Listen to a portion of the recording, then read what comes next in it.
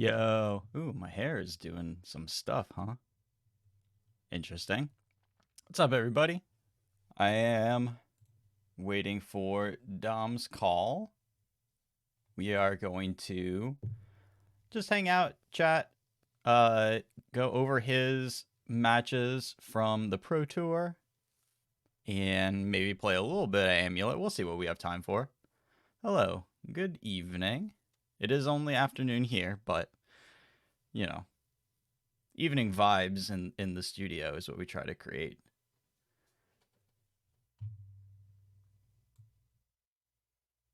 I'm gonna turn off all of my little counters and stuff. That's not what we're doing today.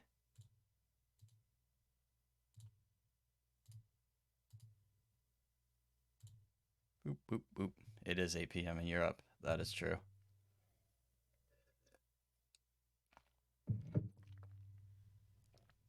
So good evening, Kajaxi.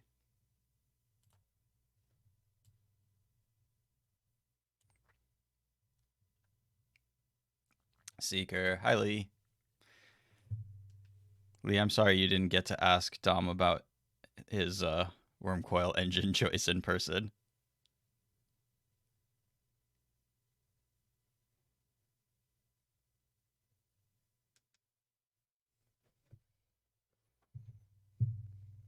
You still have a pretty good record, Seeker. I can't hold that against you.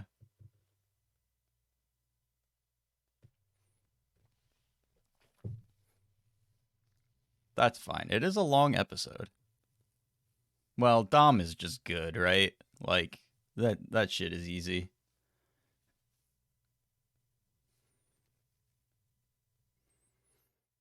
I believe Dom got not. I believe I just heard that 100% it is true because I just heard it. Dom got a shout out on the Arena Decklist podcast.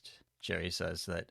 I guess it's not the Arena Deck. Maybe it's still the Arena Decklist podcast for now. Anyways, Jerry said that Dom is his favorite content creator right now, or like in his opinion, the best content creator at the moment. Which, I am hard pressed to disagree with. Got a lot of range, got the podcasting, got the article writing.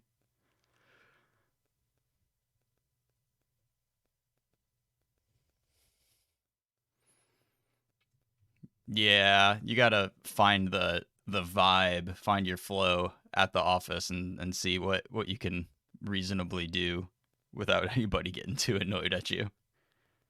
He does have a good voice for it.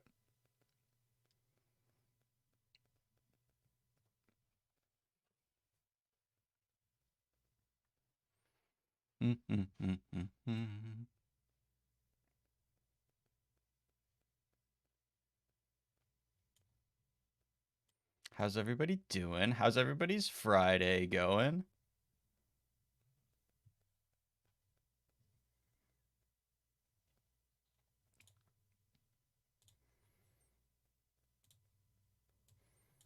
I did just rent Dom's amulet deck in case we have enough time to do that.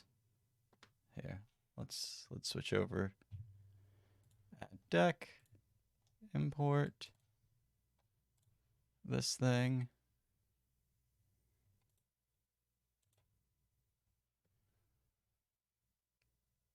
A nice build. Looks like a build that could, maybe even top 4 Pro Tour. Yeah, I set up my transitions.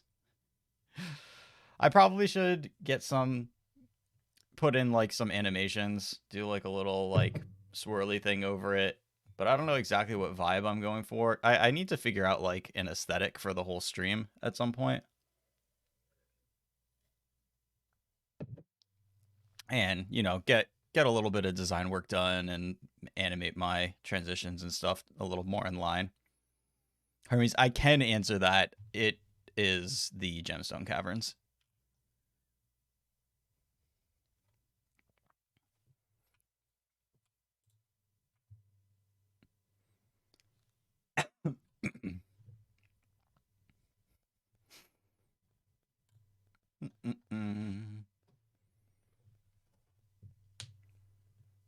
Dom just had to take his dog out first.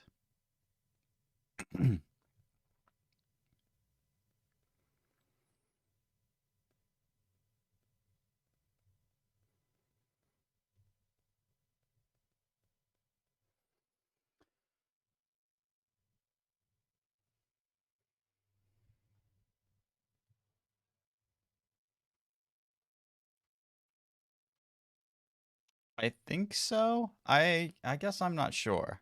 I need to go and look in, you know, just peek into one of the various pet picture channels and scroll around until I find it. Let's check.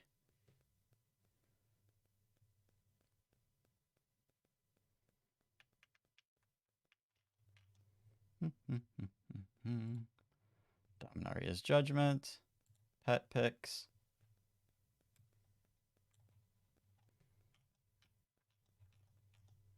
Let's find a Dom post.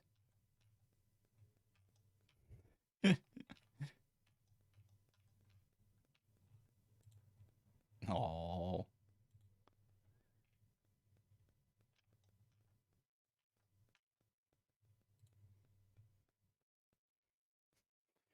what a cutie. I don't know. Like not quite a husky, but maybe some husky in there. I guess she's a husky.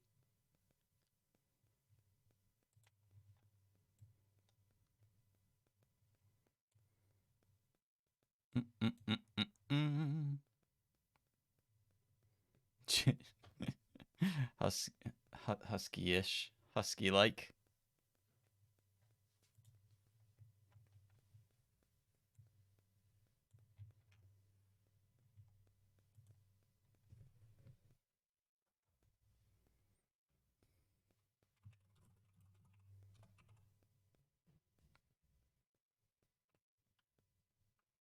Well, in the caption of that picture, he did say birthday husky, so it seems like she is technically a husky.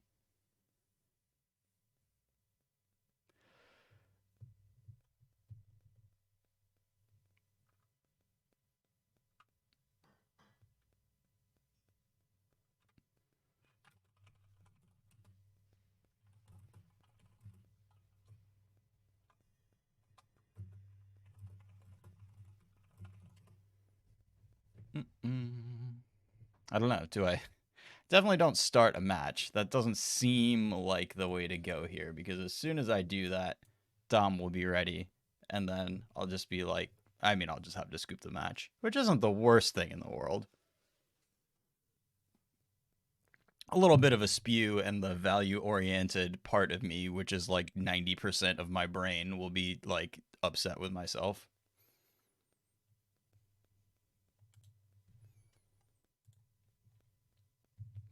We could start an arena chaos draft, which are very bad, but I've been like kind of enjoying how awful it is. Like none of the cards in the packs have text.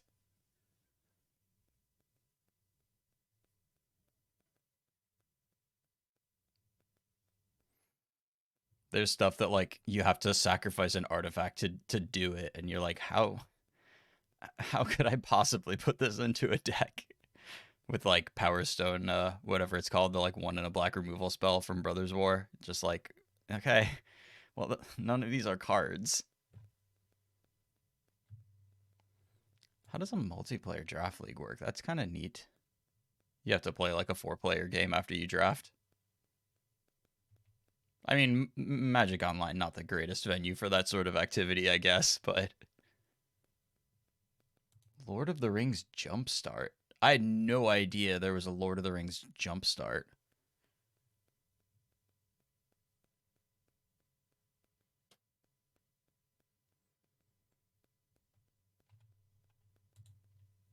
More info. Okay, this does not bring up info about the Lord of the Rings Jumpstart Phantom League.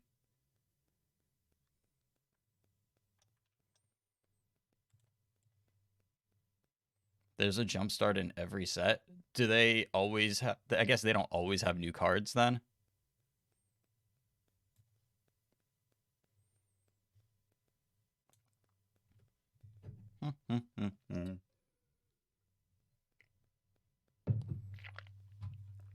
Yeah, that makes sense.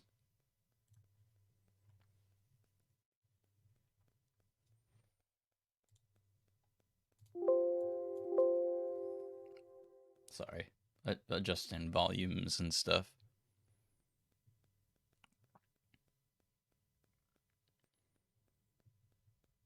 Yeah, Brothers War definitely had new cards, right? Because that's where the Woodcaller Automaton is from. Yeah, but maybe after that they haven't had new cards. Not like not a thing that I would be like 100% on either way. There's no way for me to accurately know these things.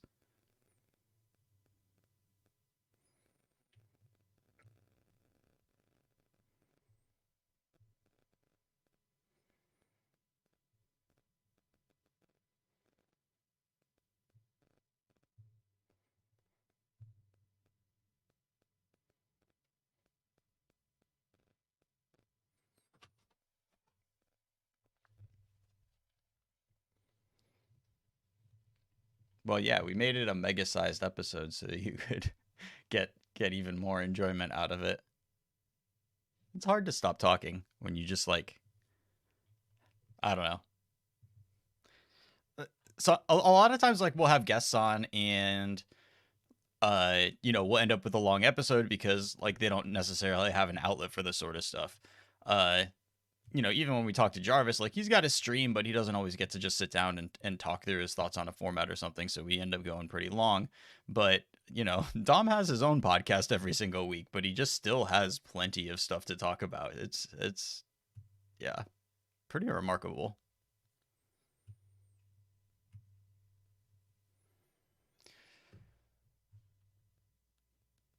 I promise we will have a a Dominic soon.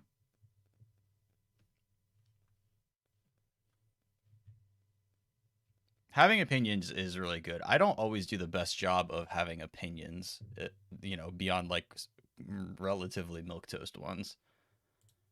Hey, Hello. hello.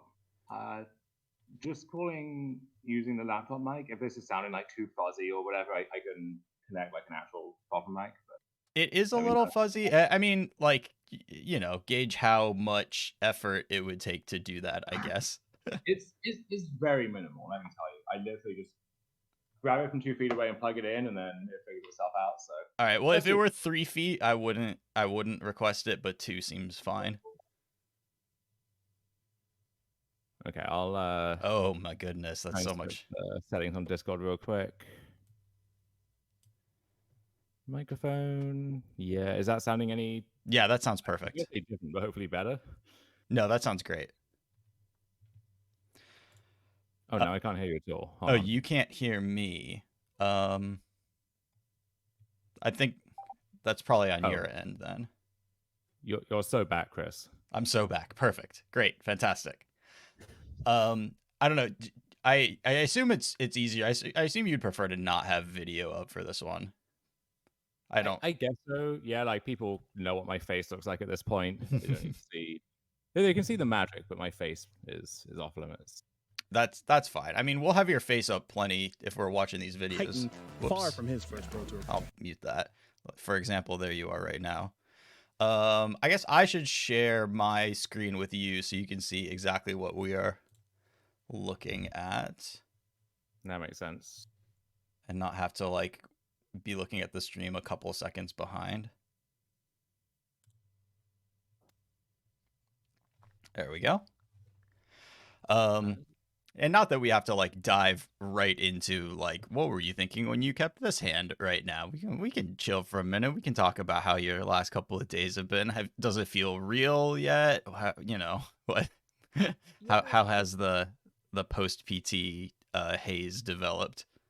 Oh, it's been good. I mean, I'm dealing with some of the like the post con crud, I suppose. Sure. Being a little under the weather. Travel days take their toll on me at the best of times, and this is intercontinental plus having to get home from Montreal and stuff. So there was I'm still kind of getting the wind back in my sails, and a lot of like messages to respond to and stuff, which is a good problem to have. Not complaining in the slightest, but there's been a lot to do. Been pretty busy, but rejoicing in all of it so far. Yeah, you got anything like exciting in the hopper, or just all stuff that just kind of like developing? Can't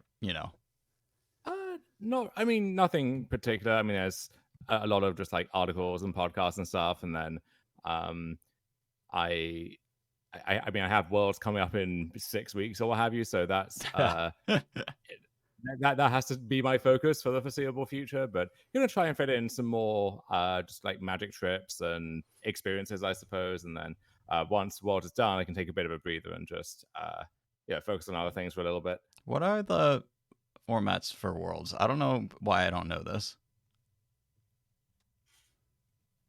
So it's standard and Eldraine limited. Okay, cool.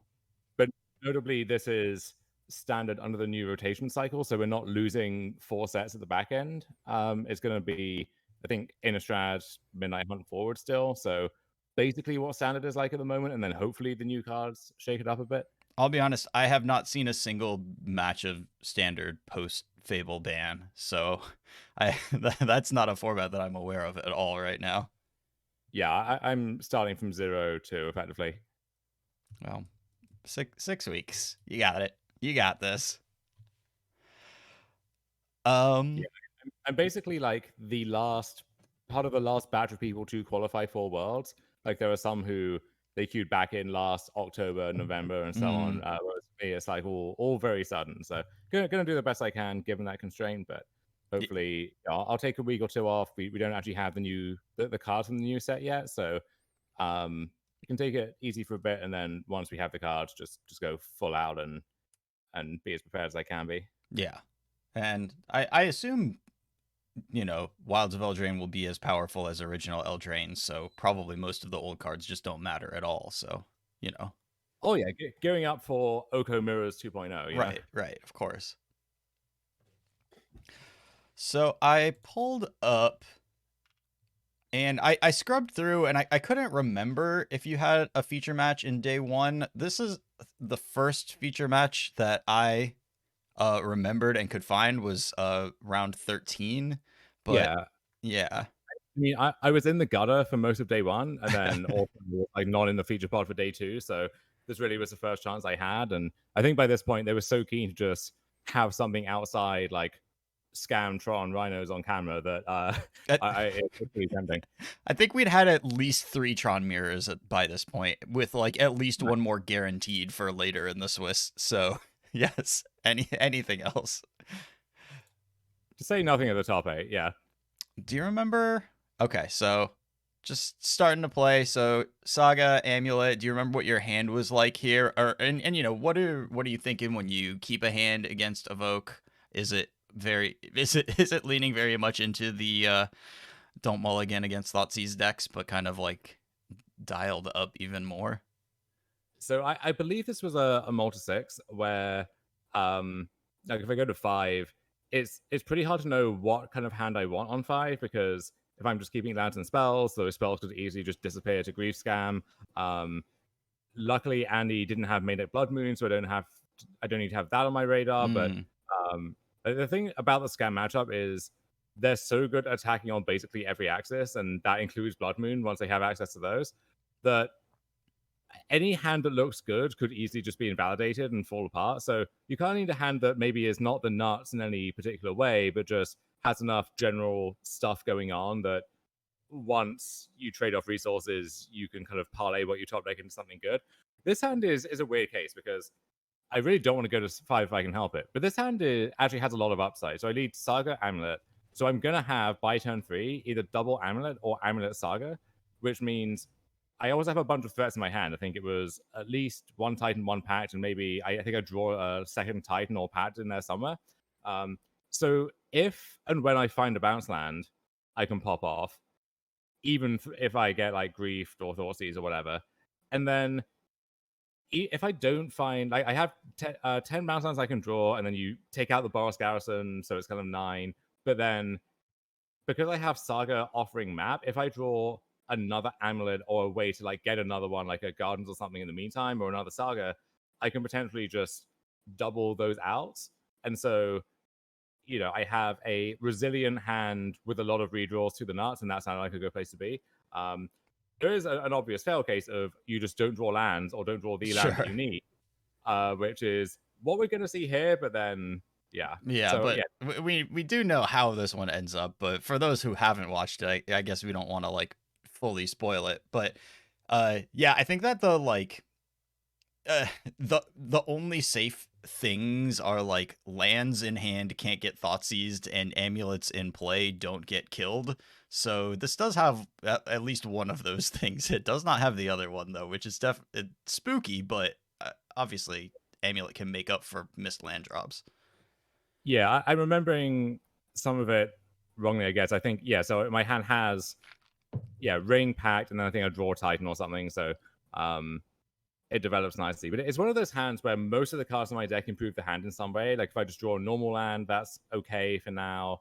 If I draw another amulet or another pact or something, there's a lot of good stuff. The problem is I can't yet find map and then map for the bounce land because I just don't have a second mana source at all. Right. So that option is not even on the table. So I have to just pass back without doing anything.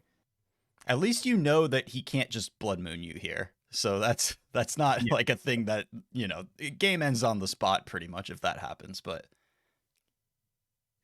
and so this was so wild that he chose to so if I'm in your seat here and he casts Dryad, like I would be like, "Oh, okay, you don't have Fable in hand is at least one piece of information that I know," but that is not true. He elected to cast that Dryad over Fable of the Mirror Breaker there. Yeah, I mean, this 100% should have been just casting Fable. I get the temptation of casting your opponent's cards and like the card advantage and so on, but I think you can't get lost in the source like that. Like in this spot, you do just have to cast the Fable, which turn to Fable after you've griefed and attacked with Ragavan, like that's nothing to complain about, That's right. a very good start. Yeah, and Dryad is just really just a 2/4. But maybe just like losing track of it. Like my opponent isn't making land drops. I guess I'll just like collect as much power as I can put into play and try to end it. But I mean, Fable would certainly have ended it quicker. Yeah. You see my hand kind of poking down the top of the screen real quick. So I've drawn the Titan in the meantime. This is one area where I think the coverage is still figuring things out, because if you don't show the player's hands, like the physical hands, then there's more real estate on the screen. The downside is if you can't convey what's in their hands, like with the hand reader or the sidebar or whatever, then it's kind of hard to follow what's going on. Mm-hmm. So you see some of that here. Turns out that my map just gets hit by Amulet anyway, or by Ragavan anyway, so that's now off the table too. So I'm at 14. Now he gets to follow up with the Fable here. So I'm on like a pretty substantial clock. Yeah. We need to hit a bounce land. That I guess that's like the only consideration, right? Is just like, when does Dom find a bounce land here? Because we also know about the Grazer in hand, so we know the bounce land is worth like a lot of mana. Yeah, I'm worried on this turn, like if it's double grief or something, or like I can beat the first grief at least. I think it's just there. With the double loot from the Fable and stuff, like there is a chance that he just redraws into a naturally good hand against me now. So I might have exactly one draw step, if that. Yeah, that makes sense. Looks like hey Matt, we've also got Pro Tour champion Jake Beardsley in the chat as well. A mighty foe. Yeah, so he now casts my Titan too, and I was joking at the table that like the scam deck just doesn't have any good lands to fetch except the Castle Lockthane, which is a bad land. Yeah, it's not. It's in your deck again. Yeah. May as well fetch it now. And chat was giving him grief afterwards for not holding up Terminate, but and the sad thing about it is I wish he had held up the Terminate, because I could easily plow through, I think, 2 Terminates here, let alone 1. Yeah, you didn't get the chance to stunt. No. I mean, I still did, but... yeah, but a lot of people probably could have figured it out from this spot. It would have been nice to show off the experience. Yeah, so this was a nice turn to show off on coverage. For me, like, I knew the moment that I drew the bounce land that I was going to win the game. It's just double checking the math and so on. But yeah, if you haven't seen the deck in action before, and suddenly for coverage, they have to hype it up, and this is a great turn to be able to hype up. Yeah.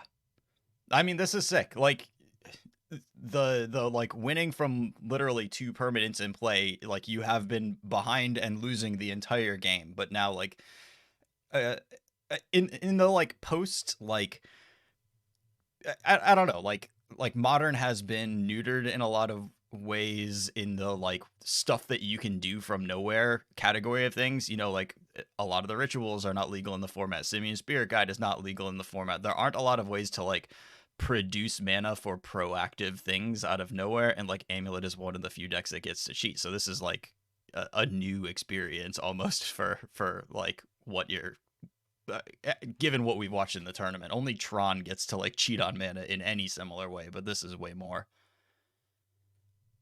Yeah, I mean, it is funny that at various points in the past, Amulet has been so good that something has had to be banned from it. So Summer Boom, and then like Once Upon a Time, Field of the Dead, and so on. And now it's kind of been cut down to size a bit, and then also everything else has got so much better that it's almost the underdog again. Depending on who you ask, of course. But yeah, I think it can keep up, and I like to think I showed that this weekend, but it's not as trivial as it used to be. I mean, getting to run 4 as a Sagas definitely doesn't hurt. Yeah, yeah.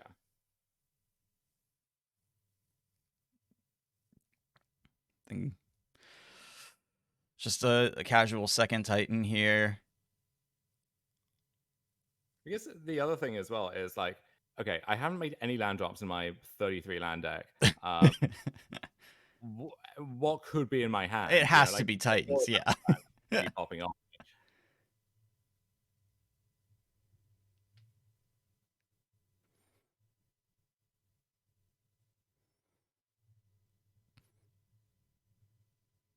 So yeah, the other option here would be because I have another pack left over in my hand, so I can use Titan as a ritual with 2 amulets out. You get double bounce land, and then each of those gets you 4 mana, so you net 2. And then now that I have, I go from 0 lands in play or in hand. I draw the 1 land. I then can get a handful of lands, and then I could pack for Cultivator. And Cultivator here with 3 or 4 lands in hand is going to lead to just even more nonsense down the line. Yeah, this seems just fine too, though. But yeah, I mean, this is just deterministic. This is 32. Yeah. Coming across. Gotta get that mana out of the pool.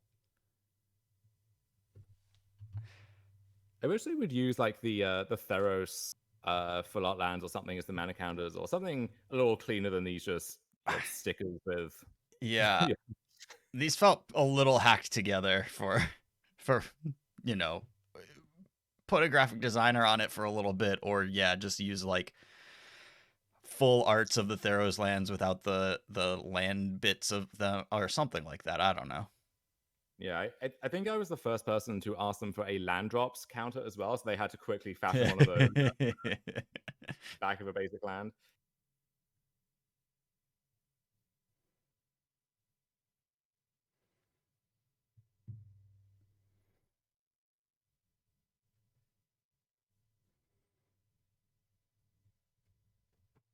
Okay, and after we've counted to 32, we move on. I do love the speed. Sometimes it does feel a little fast.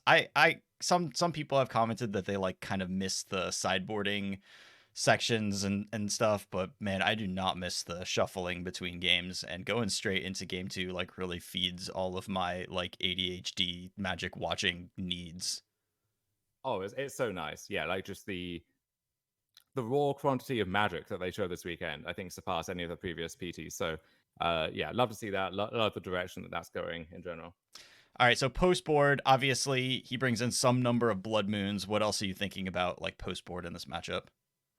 So the usual thing is they don't have that many cards that are obviously bad, and that's part of the issue is that like all their cards are good against you to some degree, and then they will often have stuff like Chalice or Engineered Explosives, which if you find enough slots, you can consider bringing in. I don't think those cards are that good, but if you have enough cards you want to cut, you get there. But for the most part, it's however many moon effects you have, however many like Thoughtseize effects you have, and then you can stop there. Sure. All right, so the Fury, but you've got the Dismember. 3 Dismembers in your sideboard. It's very, very good in this matchup, I feel like. Yeah, those are primarily for scam. I mean, they're obviously good against like Yawgmoth or just random creature decks in general, but like this is where you mainly want those, because this is something that can happen, right? Like they that hand is all in on Fury Scam, which if I don't have Dismember is threatening a turn 3 kill. If I do, then I'm actually in a pretty good spot moving forward. Yeah, for sure. So we've got, and we killed the Fury, so several cards spent on that Fury, so you can feel like, all right, not too much pressure coming at me. Dothy Voidwalker on turn 2, you've got an Amulet in play. Do you remember what your hand was looking like at this point? I think it was. I may have had a ring at this stage. I don't actually remember too much beyond that. Well, I suppose we'll find out. I think it was at least one Summoners Pact because I couldn't kind of like pop off until like if I have multiple packs, I kind of need to kill that turn, or I'm going to be on the hook for 2 packs, which I'm not going to be able to pay for. And also that leaves me in a spot where I can't play around anything like Terminate or Blood Moon or whatever. So Sure. I can't do anything really just yet. But you're not really getting clocked or anything. Even like, I mean, obviously a Blood Moon is threatening here. That's one thing that, you know, you're operating under threat of that at all times. But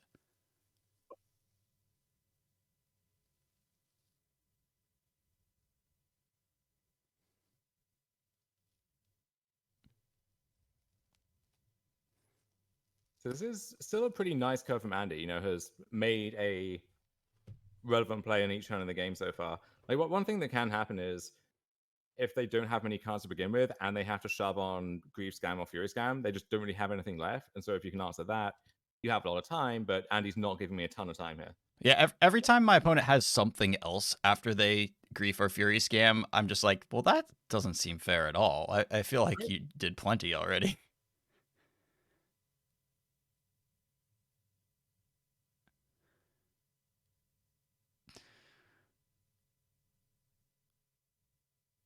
So yeah, I'm kind of wondering what this could mean. Like maybe his hand just lands, maybe it's Feign Death effects that don't have a immediate use right now. But yeah, here's the ring. And yeah, there's Bowmaster in response. So I felt like if I have ring, he doesn't have Bowmasters, I'm feeling very good. Now it's pretty dicey. Yeah, you're at about exactly the threshold where like Bowmasters, crests that divide between like not quite enough against ring or like kind of really punishing it here. And then at like 7, 8, 9 life, somewhere in that range is where it gets like pretty dangerous. Yeah, the Voidwalker just as a 3/2 shadow is surprisingly annoying too, because I can't make a wide board to try and block it. If I'm trying to dismember it, well, that is potentially paying life, which I don't have to spare because I've been attacked by a Voidwalker so many times. So it is you get to see my match against Jake. Just my stuff gets stolen, and that's a great like camera finish. Yes, But just 3/2 unblockable is actually shockingly annoying as well. it is. Yeah, the part of Rakdos Scam where it's just like I deal a lot of damage to you very quickly is a like super important part of why the deck is any good at all. Yeah, got to keep the game small and then close it out ASAP. Yeah, Blood Moon sucks if you're playing like 4 more turns, but if you're killing them now, then it's pretty good. So this may be the turn where I tank forever and then go for the double back line. Okay, yeah. Now this is that turn. Yeah. All right, so talk about this. Explain what you're thinking here. Okay, so I basically have 2 options. I can either if I activate my ring, I have to win or do something very impressive this turn. If I don't, then I probably still have to do that because I'm dead on board, right? Yes, So you got to do something. Yeah, something has to happen here. But I can't get to 6 for Titan, and the only way I can potentially do that is if I draw 2 off ring and hit Amulet, and then maybe you can try and like figure something out. I believe my calculation was I couldn't hit Amulet. It would have to be like Amulet plus X. Although I guess I have Bounce Land in hand, so that's not exactly true. But you didn't have any additional land drops in hand, so you're only netting a certain amount off of Amulet here. Yeah, and I think the other thing as well was if I was going to do that, it would be like exactly there was no margin. So any interaction, I'm dead, and then I wasn't sure if I could pack twice and like do what I needed to do with my Amulet and still be able to pay. So I do the math and I realize that what I can actually do is Patra Zuza pack for Dryad, make all my extra land drops, and get to 8 mana, including quad green, and have a even if Dryad dies, and have a Valakut trigger right away. Um, so and that can shoot down the Void Walker, and then if he just has nothing, I'm actually on the brink of stabilizing. And we know that he doesn't have a Blood Moon to play because that certainly would have come down. So you're not just going to die to your pack triggers. Yeah, I mean the question is, what does he have? It would make sense for it to be removal. Yeah. I can't beat removal no matter which of those lines I take, though, so I just kind of have to run with it. At least I think so. And I guess if I activate Ring, I draw the amulet. Maybe I beat one removal spell. I don't think so though. Did you get a tap on the shoulder? Did you get you have to make a play here, or did they let you kind of think through your lines? I didn't. I maybe should have. I think this is like if I'd taken another 10 seconds or something, they probably would have set reach in. But so I wanted to do. You have to do all the math up front though, which I think is good practice anyway. But specifically here, if I'm casting at least one Summoner's Pact this turn, there's no no going back. And yeah, I mean the idea of like casting a pact and then just like dying to my own pact on camera was not especially appealing. So doing all the math real quick, and at this stage, the heat and the stress and everything else, like I'm not playing at my best, and so Sure. this kind of like basic calculation, I actually do have to double check a few times.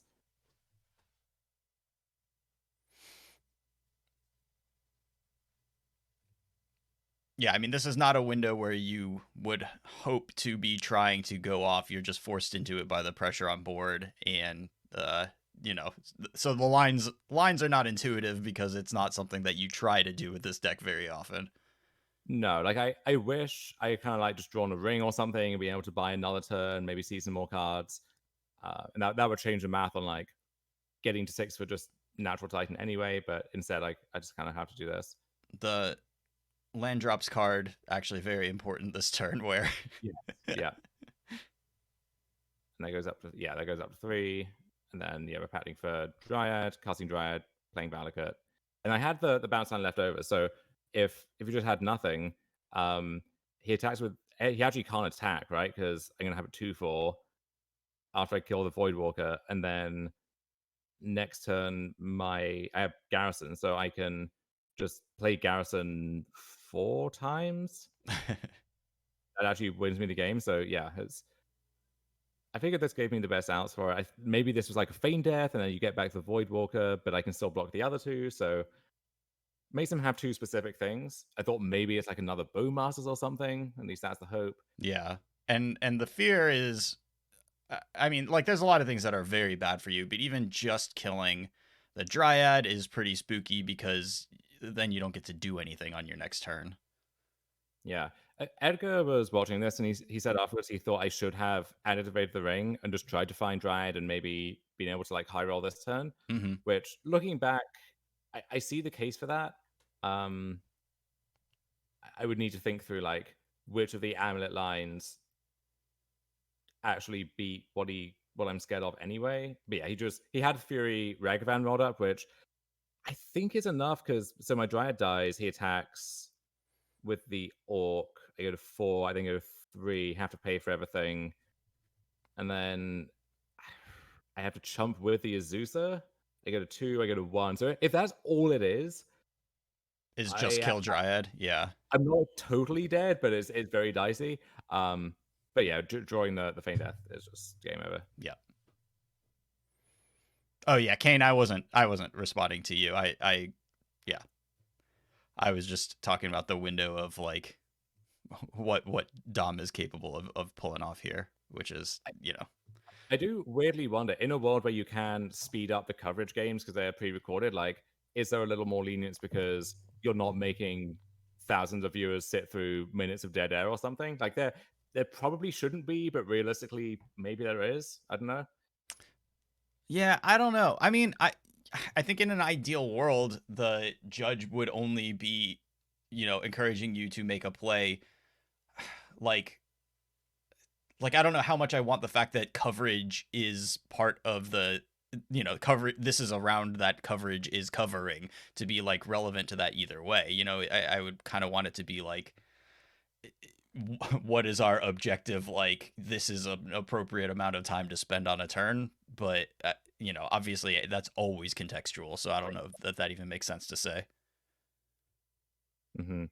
And then this game 3 here, this is one of those hands which like doesn't pop off quickly, but has some stuff going on. So I have Fountain Map, and then I'm going to bounce Fountain, replay Fountain. So that's going to get me 4 additional life at least this game.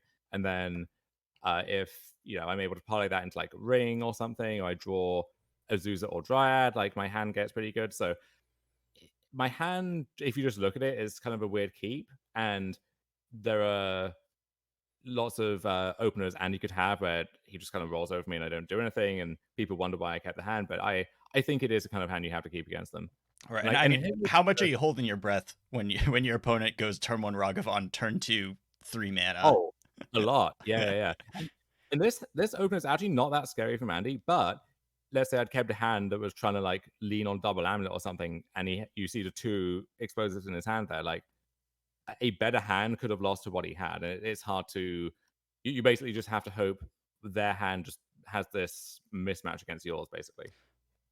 Yeah, it's all about like how stuff lines up, right? Like, he brought those engineered explosives in; those are sideboard cards. But based on your start of like turn 1 map, turn 2 bounce land, he just discards 2 sideboard cards to his Pyromancer, where otherwise they could have been, at least one of those could have been really, really good. Yeah, and the Pyromancer is still like 4 power, and it's a decent, filtering or whatever. But so this is kind of a wonky turn. So I get to tap a blue green, use the green to graze it in Vestige, and then that gets me double blue, and that lets me transmute right away. So Vestige is a really unsung hero in this deck, and there are a lot of like these finicky lines like this which aren't really possible with any of the non-Vestige lands. Gotcha. So it basically, like here, it made a mana. It was almost like an untapped blue source, even though Grazer was putting it into play tapped. And then I had a line against Tron in the Swiss where I Titan, got Vestige, received it on my other Vestige, and then that gave me 2 mana to Besage a Tron piece right away. Whereas without the 2 Vestiges in the deck, I would have had to choose between playing Titan or channeling my Besage.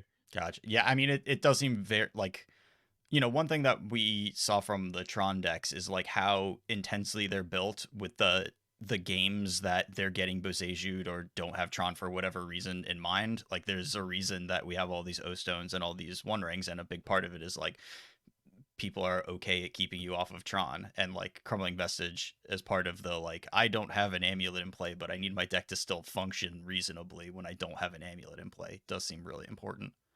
Mm-hmm. So yeah, obviously a ton of stuff that I'm scared of here, but no real choices at this juncture. And this is the point where I looked up and I was like, damn, this is like a lot of like, Dom hasn't done a ton. There's like a lot of stuff going on over here. And then I realized that you're still at 18 after this attack. And I was like, Yeah. okay, I think he's okay.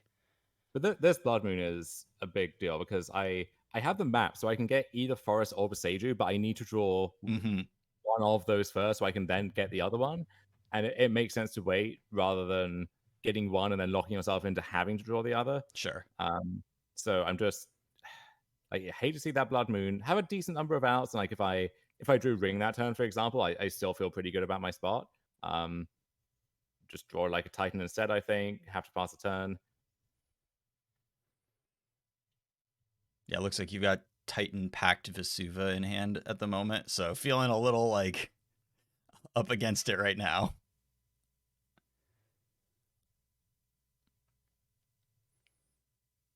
Especially because like this is a no amulet Titan, so you're even when you do get there, you're not the most confident that the Titan is going to be enough to pull it out. Yeah, I'd actually added these old school amulet lands in the Colony Garden and the Radiant Fountain back to my sideboard. Mm-hmm. You see the fountain there. That's in part for the scam matchup, because what would often happen, I found, was like you would just about be able to resolve a Titan, an unenhanced Titan, but then you need to stabilize on the board, and like if your Mm, Titan died or your Titan has to chomp block a Fury or something, that's pretty bad. So yeah. just being able to actually claw some life or some stability back was a big deal. And if Coney Garden, if that plant blocks a Fury attack, well, that's the best Radiant Fountain in all time. Just gained you 8 life, basically, right? So it's um, Yeah, that's between the 4 it's radiant fountains. Yeah, pretty good. yeah, and like and sometimes they have Ragavan, you have Coney Garden, and then you delay their sequencing. So yeah, I draw the forest here on. I think the last turn I could have drawn something. But my opponent's hand is a dead Feign Death, an EE that doesn't do anything just yet, Yeah, and and yeah, Kane's pointing out like you do have Pact for Ent, which is a thing that that Jarvis and I were talking about when we were watching this. But it seemed like not likely to work out because it would just take it takes a whole turn after you do that. After you kill a Blood Moon, you take another turn off. Was there any consideration for going for that a little earlier? Because if you had to go for it and then it was too late, then it just like you just can't can't cast a Titan after getting rid of the Blood Moon, or like what's your thinking about that?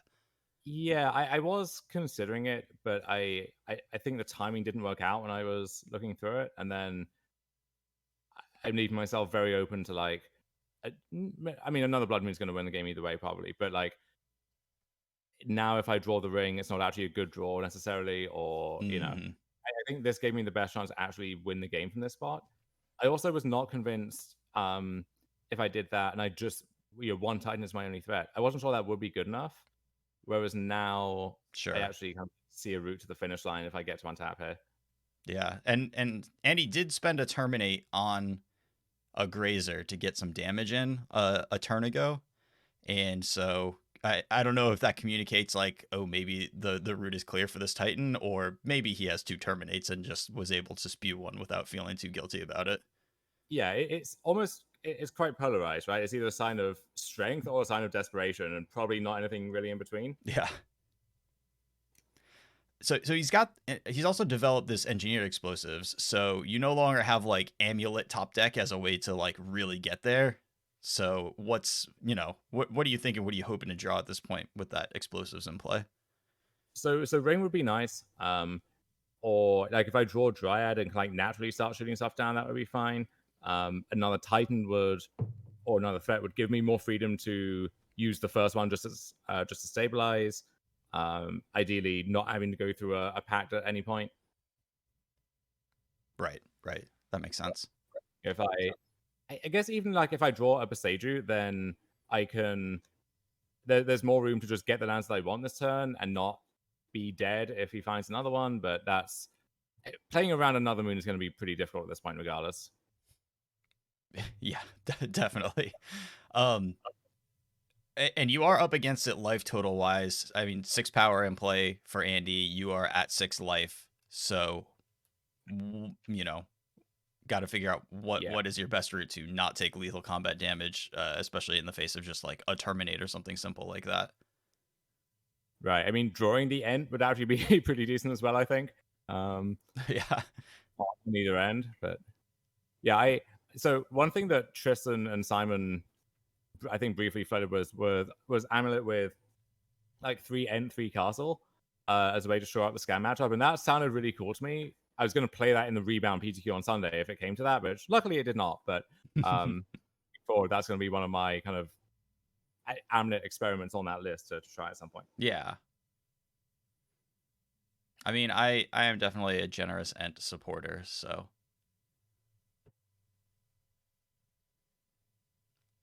So yeah, the question here now is I need to get at least one of Coney Garden and Radiant Fountain. So then it's like, do I Vesuva my fountain? Do I pick it up with a bounce land and replay it? Do I do both of those? Like I can Vesuva and bounce land, replay the fountain, go up to 10. I end up getting garden, bounce land, and replaying fountains. Like it puts me to 8 with another blocker. My thought there was if it's terminate on Titan, then blocking one of the 2 power creatures is the same as gaining 2, except if I block Ragavan, that minimizes the downside there. The problem is if he has Fury and an Undying effect, which is I don't think he has it yet, but like he draws a thing that gets him there, then my plant token dies just as part of that, and I have 2 fewer life now, and I'm still alive, barely, but it's dicier than maybe it needs to be. Right. And I guess the main upside is that Ragavan, the land is going to be worth 2 life, and then the plant token blocking Ragavan means that they don't get a Ragavan trigger is the main thing. Yeah. So I think maybe I should have just done the double fountain thing. Tough to know. It's because also now if I do draw ring and have to rely on ring for like over the course of several turns, being at 2 versus being at 4 is actually a pretty big difference. Yeah, that's true. So yeah, he has Fury, Feign Death. Do they? I mean, I guess Bowmasters would also be a punish for the plant token here. I don't know if they. I guess you are a ring deck, so they're incentivized to leave in their Bowmasters too. Yeah, it's kind of the weakest card past a certain point, but if you're just boarding in your moons or whatever, you can find better stuff to cut probably. I thought Andy, with this many explosives, like what else is he cutting? And I don't think I ever actually got an answer on that, but yeah, sure. And I don't think we saw any Bowmasters in the post board games, so yeah. So I go to 2 and now he's out of cards. So this is a turn I draw a ring, I think. Oh, we did see a Bowmaster last game. I'm sorry. I confused myself. Yeah. But it might be like 2 instead of 4 or something. It's right.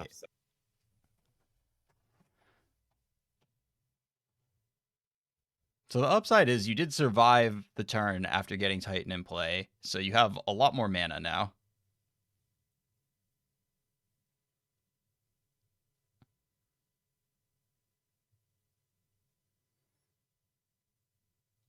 Yeah, and chat he starts screeching about how he played his land and now he's trying to take it back, and not how Magic works anymore. No, I mean technically I did like pre-commit it too early, but this was going to be the line regardless. So yeah, I have 10 mana, so I can pad for Titan, and play the ring I drew to buy an additional turn. Yeah, so and I have exactly enough mana to do all of that. And drawing the ring gives me the freedom to use this as like a setup Titan, if you like, and then use the ring to buy a turn and then go for the kill.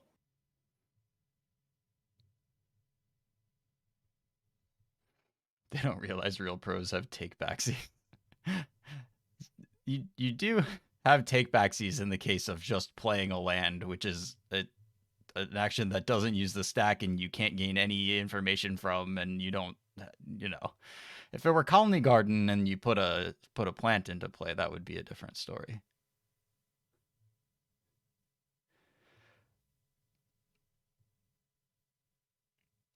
Yeah, so this Titan comes in, you get to develop more mana, get a Teleria West in your hand to be a follow-up Titan. Ring comes down. Is this ring just a fog since you are at 2 life?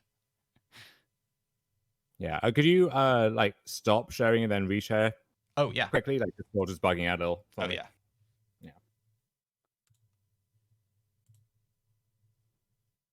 Let me see if sharing the screen works better than sharing the window. How's that? I can't see anything. I think showing the screen should be fine. Okay. Let me just.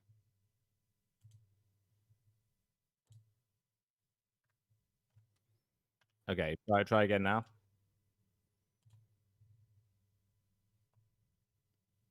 I guess I can just watch the stream and see. Yeah, you'll be like a couple of seconds behind, but not significantly, I don't think.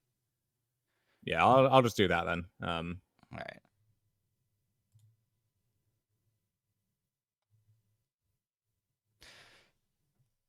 Right, so we just used the ring as a fog, and then with that Teleria West for Summoner's Pact can kind of put everything together with this Dryad, and then nothing, not even close at this point.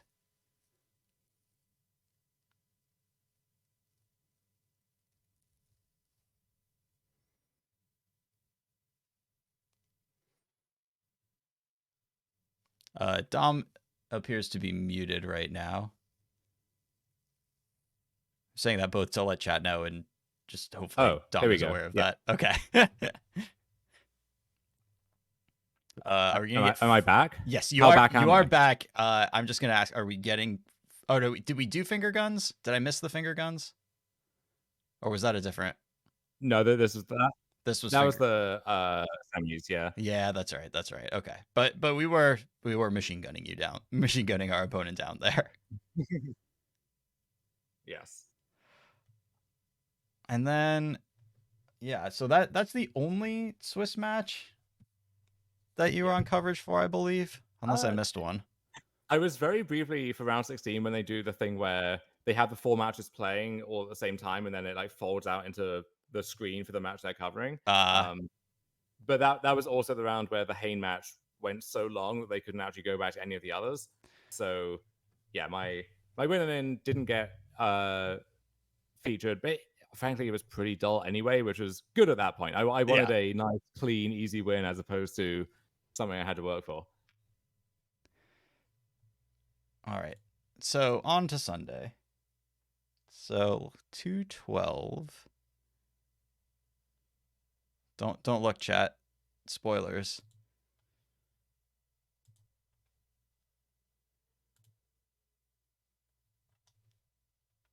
Little Riley and Corey. I like Javier's picture. I like the little like cocked head eyebrow expression he's got going on there. Eventually, if I top 8 enough Pro Tours, I will take a decent coverage photo. But today was not that day. Pressure is on. It's you only get like one shot at it. Your picture is fine. The worst was you might remember this actually. So there was that Envy, I think the winter 2019 one where they had the like photo board set up and they took a bunch of pictures of people. Yeah. And mine was like I was just coming back from the bathroom, was feeling like pretty grotty and like under the weather and stuff, and they just like ambushed me and be like, "Okay, we need to take your photo." So it's like shamble in front of the thing like a zombie, and I look like I am addicted to a substance of some kind, and then that becomes the picture that they used for all of my SEG stuff for 4 years because there were no events, they couldn't take another one. So yeah. Well, it is what it is. Will Dom dab in his other top 8s? I will not commit to that publicly yet, but there is a solid chance. Okay, there's not a high chance I will top 8 again. If I do, though, there is a high chance I will dab in the process. All right, so Javier's got Tron, turn 3, but you've got Amulet and Dryad in play. Yeah. He's not slamming anything. There's no obvious Karn Great Creator coming down this turn or anything like that. No, and this is actually a great start on my end where any one of Amulet, Dryad, or Saga dying will not stop me playing a Titan next turn. And it's a good Titan too, like it's a powered up Titan. So even if he has the one Karn liberated or small Karn for like coating or whatever like that, I'm actually feeling really good about my spot here. Yeah, I mean, what can he even have here? Like, Ring keeps him from taking damage, but it doesn't keep you from, developing a Valakut board or whatever. So if he has Dismember, Effort Dryad, and Karn for coating, I think that would do it. Because he can coating the bounce land before it untaps. So if he has that combination of cards and times it correctly, and I don't have, ways to recombo through that, then he gets out of it. But yeah, I'm feeling great about my spot. And in general, like Tron is a very good matchup for Amulet, but Tron is very explosive, right? This build less so, actually. Like the handshake list is resilient at kind of the cost of being fast. So I love to see that too. But, Tron on the play is still pretty scary. And in general, right, like if you told me Tron is going to win the die roll, I don't think Amulet's necessarily favored anymore. Gotcha. And of course, coming in at 8th seed, you don't get a lot of die roll wins in the top 8. Yeah, so I'm gonna have to break serve at some point. All right, well, so just Dismember on the Dryad, and once he played that Chromatic Sphere, you knew like the worst could no longer happen at that point, and so you get 2 amulets on your turn. And now I know I'm fine. Yeah. So Javier knows what the deal is, but we go through the motions partly for coverage, partly for the viewers, and partly just for like proper operations. And also, with Amulet, you can like reverse one out of yourself sometimes, where you draw one of the lands that you would need to be able to fetch with Titan, and then you have to figure something else out. So yeah, you see me confirming here that like that's not the case, and we can Kane, I see what you mean. I tend to agree. It's just like a little too fast going from game to game. If we had like 5 to 10 seconds just to chill it out a little bit, recover from the end of the game before we start the new one. But anyways, you're on the draw again, but you start Saga Amulet. That's a good start. Yeah, just the same start again. Move the dice. Luckily, Javier only has 2 of the same Tron piece, so don't have to worry about Tron super fast anytime soon. I figure what this means is probably like turn 3 Khan or something, like the small Khan, but that's okay. I can actually, let me see. I think he did mulligan twice too, so the fact that he has ring here is not, obviously it's not as good as Carning you, but it's not the most surprising thing in the world. Yeah, I'm just unearthing my notes from the top 8. So yeah, game 2, he's on the play. Of course, he goes to 5, and so no guarantee of a hand's quality at that point.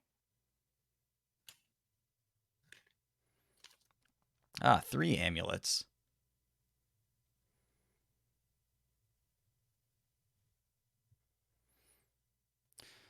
The gap between 2 and 3 amulets is a lot narrower than the gap between 1 and 2 amulets. Yeah. I mean, so you don't even get it. Yeah. With 3, you get to do the cool thing of Titan pays for itself because you get TOS Growth Chamber. That gets you 9, which lets you pick up that TOS, transmute it, pat, and then pay for Titan exactly. So you basically just Squadron Hawk all the Titans from your deck into play at once.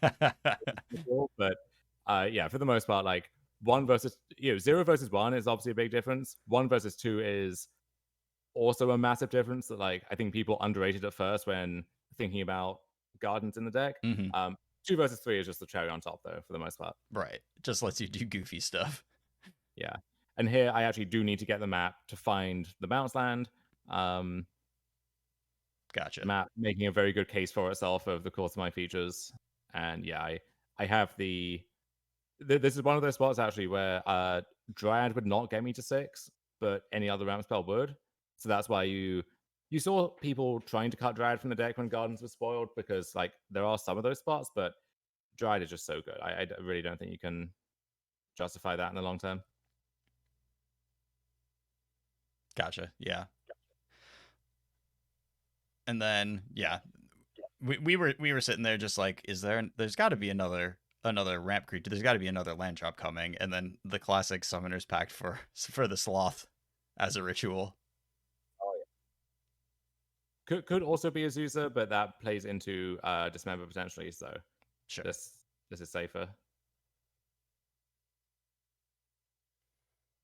Yeah, Lee makes a good point. It is funny on Modo where you have like it also breaks them up weirdly. So you have like an amulet on one side and then like a tapped amulet on the other side among your other permanents, and it just gets very strange to look at. And then it's not a Titan; it's a Cultivator Colossus. So we get to, and so it's not like actually locked up here, but it's going to be hard to break. And even if I do, I'm going to have enough lands to pay for Pact, and also Javier doesn't actually have a good play lined up to punish. So right, if I was staring down the barrel of an Ulamog or something, maybe it would be scarier. But as it is, yeah. And you're so favored to hit Titan or something off. You terminate at a spell, and most of your spells do something there.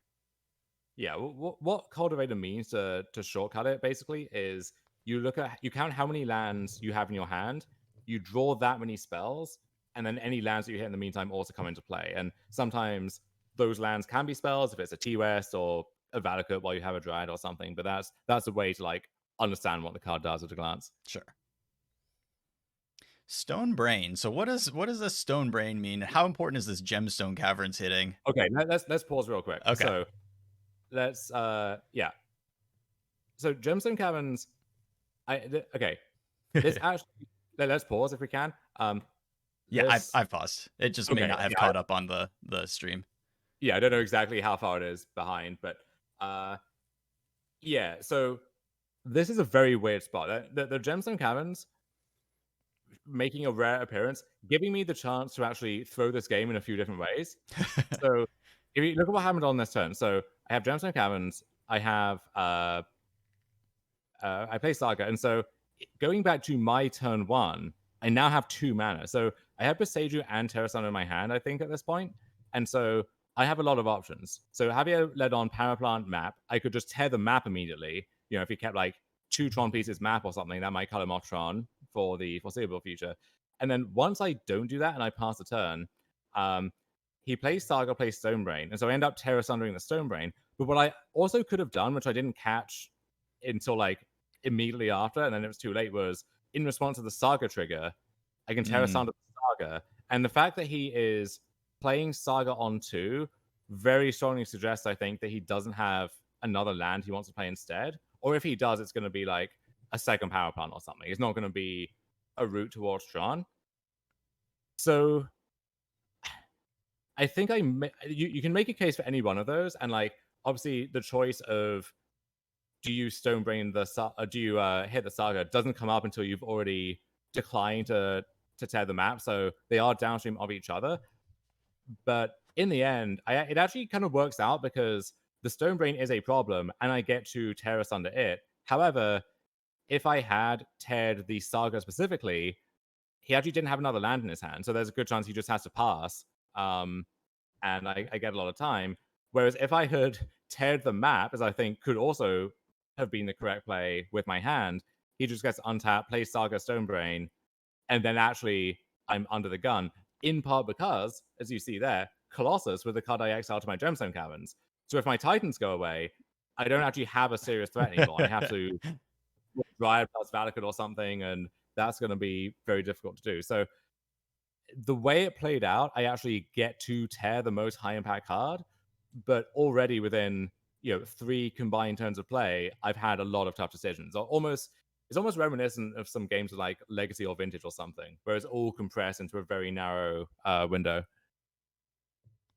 Yeah, and we see you like about to draw your card for turn, and then realizing like, oh, that's a Stone Brain that you just cast there, huh? And then reevaluating your position in light of the Stone Brain.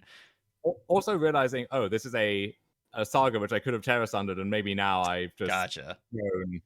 Because my mental journey here was, oh, maybe I just messed up, but then once I lose game 3 and then game 4 actually gets pretty dicey, I'm thinking, oh god, if I lose this and then I lose game 5, am I just gonna be thinking about this game 3 for the rest of my life or whatever? Right. So we're at the start of that potential journey into the abyss that we're hoping doesn't happen. Yeah.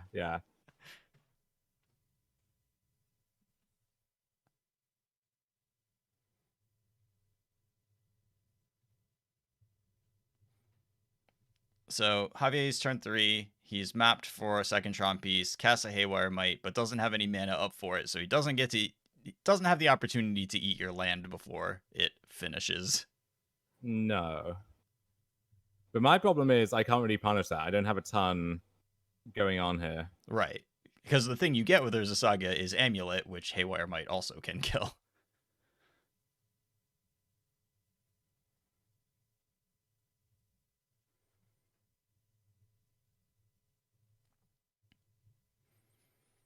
So what are you thinking in the face of this Haywire Might? And I don't know exactly what's in your hand right now either. I'm thinking, well, like map isn't great here, like it doesn't do much, and then I'm gonna need an amulet to get anywhere in this game, but obviously the first one is likely to die imminently, so I kind of just have to get that and then hope to draw another one or something. But regardless, I'm not feeling good about my spot here. Yeah, there is the narrow possibility that he doesn't end up with green mana, but like if he needs it, then that Urza Saga can just get a map for a forest or whatever. But he's also Tronning this turn if he wants to, so unlikely that things go great for you at this point. Yeah, I think there was also the option for like the setup Summoners Pack line where I can get a Zeusa and then like jump up a few land drops and stuff. But then if I do that, I'm tapped out. he just eats my amulet with the face-up card on the board, and then I have to pay for pact, and so I'm like several turns behind at that stage. So yeah, I thought I was probably screwed regardless here.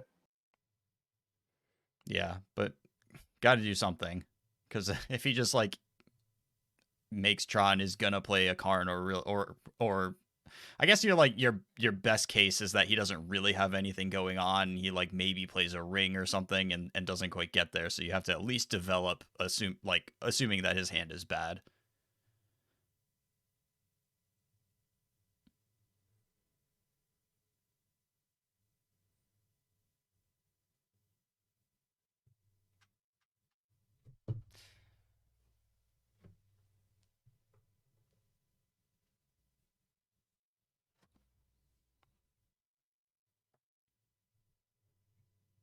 But he does elect to go for Tron.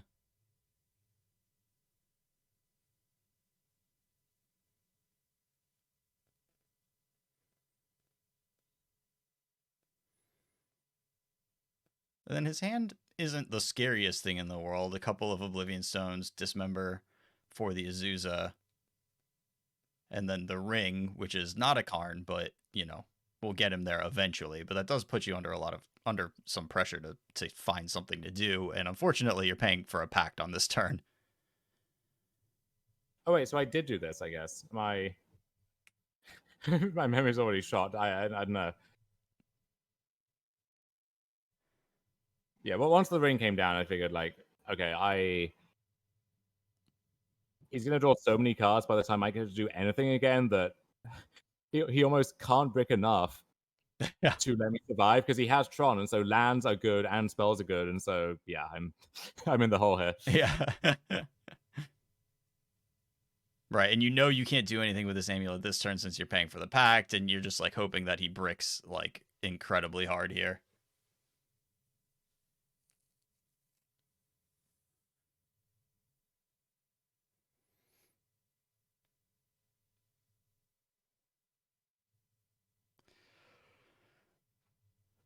And as we know, he does not brick incredibly hard here. He finds a Karn.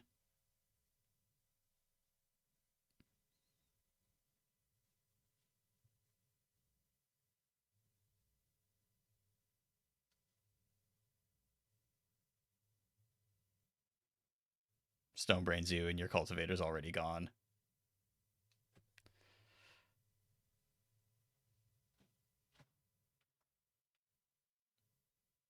Are you still there? I'm not sure if I'm hearing. If you're. Oh yeah, I'm here. There was Okay. Yeah, just not a lot to say about that point in the game. poor broadcast etiquette. But yeah, there's just literally nothing else to say about the game from from that. That's pretty fair.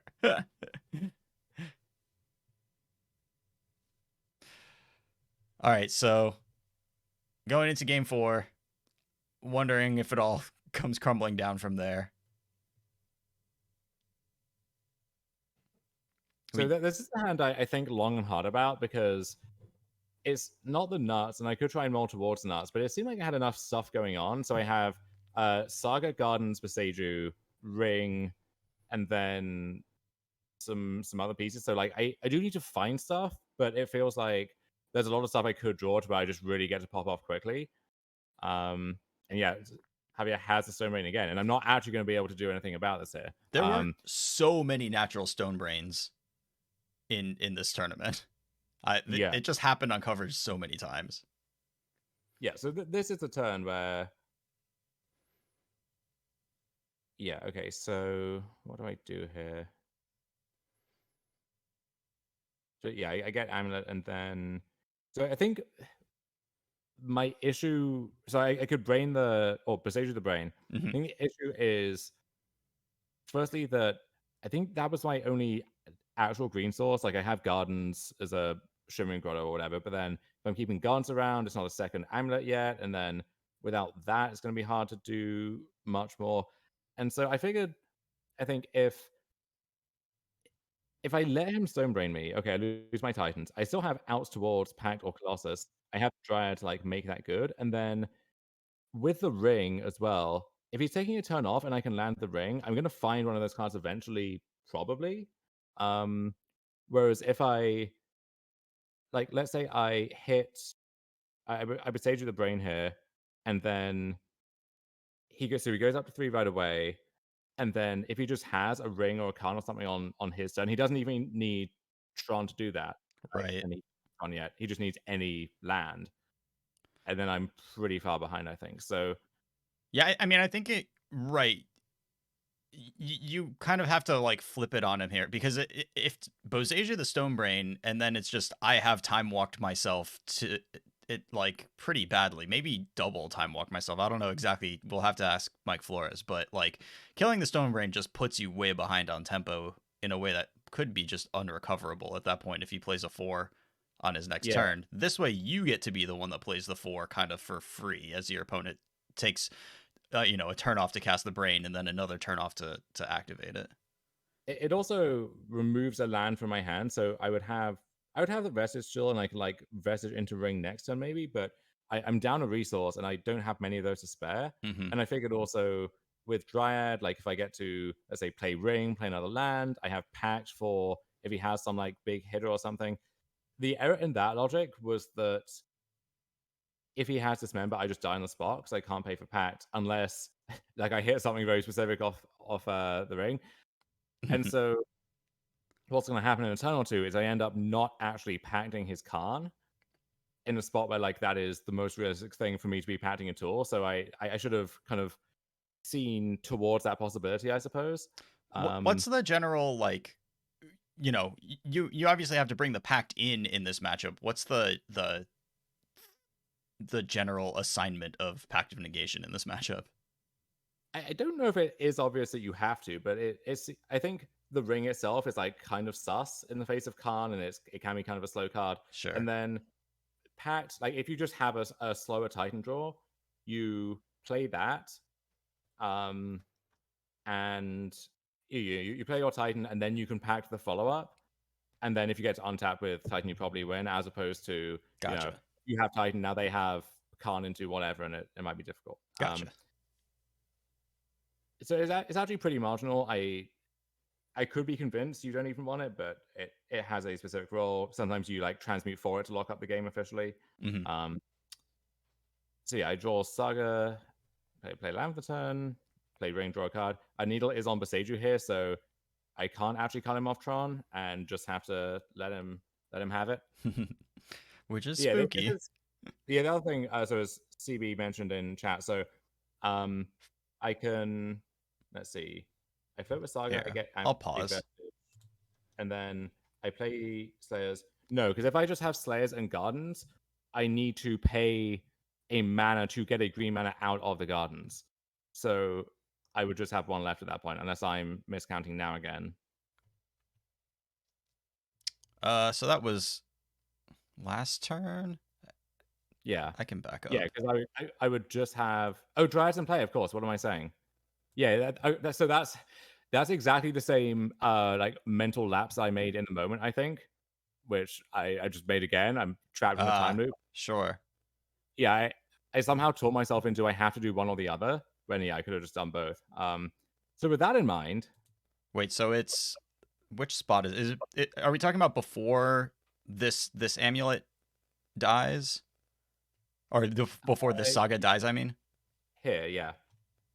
No, so it's a little bit. Yeah, this turn, I float one off Saga, I play Vestige, I get the mana from that and its trigger, I play Dryad, and then can play Slayers, tap Slayers, and Gardens to Boseiju something. Presumably the brain, but Gotcha.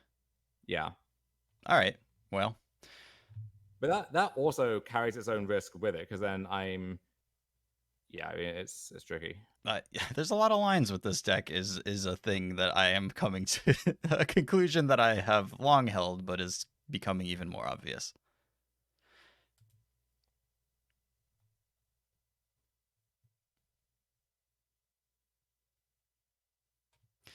Yeah, I just like close off a possibility because I miscounted initially, so that was my bad. I think I have often not recognized that Dryad. It's easy on Moto because when you click one land and then you realize like, oh yeah, I have all of my colors, but it's like very easy to not realize that you can make any color mana with your lands. It's like the most missable thing. Until it's like relevant because of Blood Moon or something, and there's like actual game objects interacting.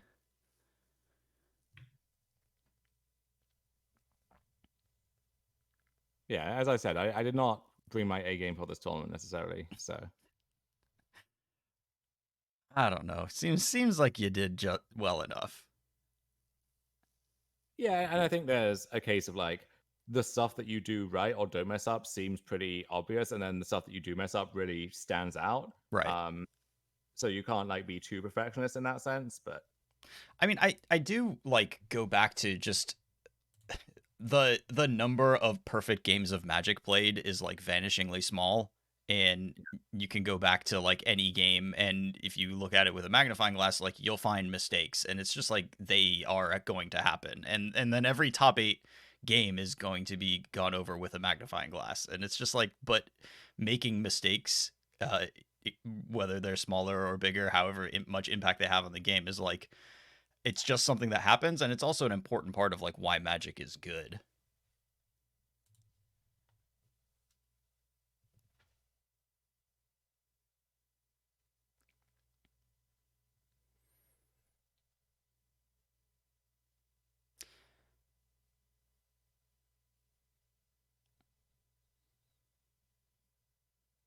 Nah, you're good, CB. That's what we're trying to do here. yeah. So this ends up being a really interesting turn. Yeah, so Javier's Saga has gone off. He's searching his library, has Haywire Might pulled to the front. But ends So up sorry, go ahead. so my hand now after drawing for turn and then drawing from the ring, I think I have Bounce and Colossus Pact. Gotcha. Yeah, so he gets Chromatic Star. I think he didn't have the. I don't think he had the green source that would have let him use the might unless he was also willing to like use his map on that. Mm-hmm. So yeah, he gets star, cracks for green.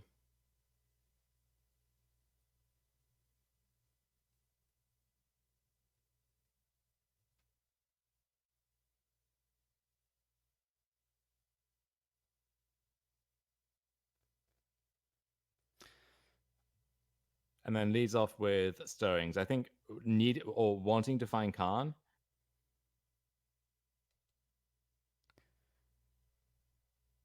Yeah, so I mean, Yeah, so what's either your plan at this point, and what are you hoping to like not see from Javier? Like, what would disrupt you from doing what you're hoping to do here? You do have a ring in play, which is nice, but not necessarily going to untap with the ability to activate the ring. Yeah, so Ozone here, I think I would probably have to pact. Mm-hmm. And I think I probably would. Um, so Ozone is an issue. Khan could be an issue, and then I almost want it to. Trying to think. If it's like a big thing that I can pact without losing anything, like if it's Khan liberated, if I get to pact that, pay for pact, draw 2 more off ring, keep developing, then I don't necessarily care about what comes after that.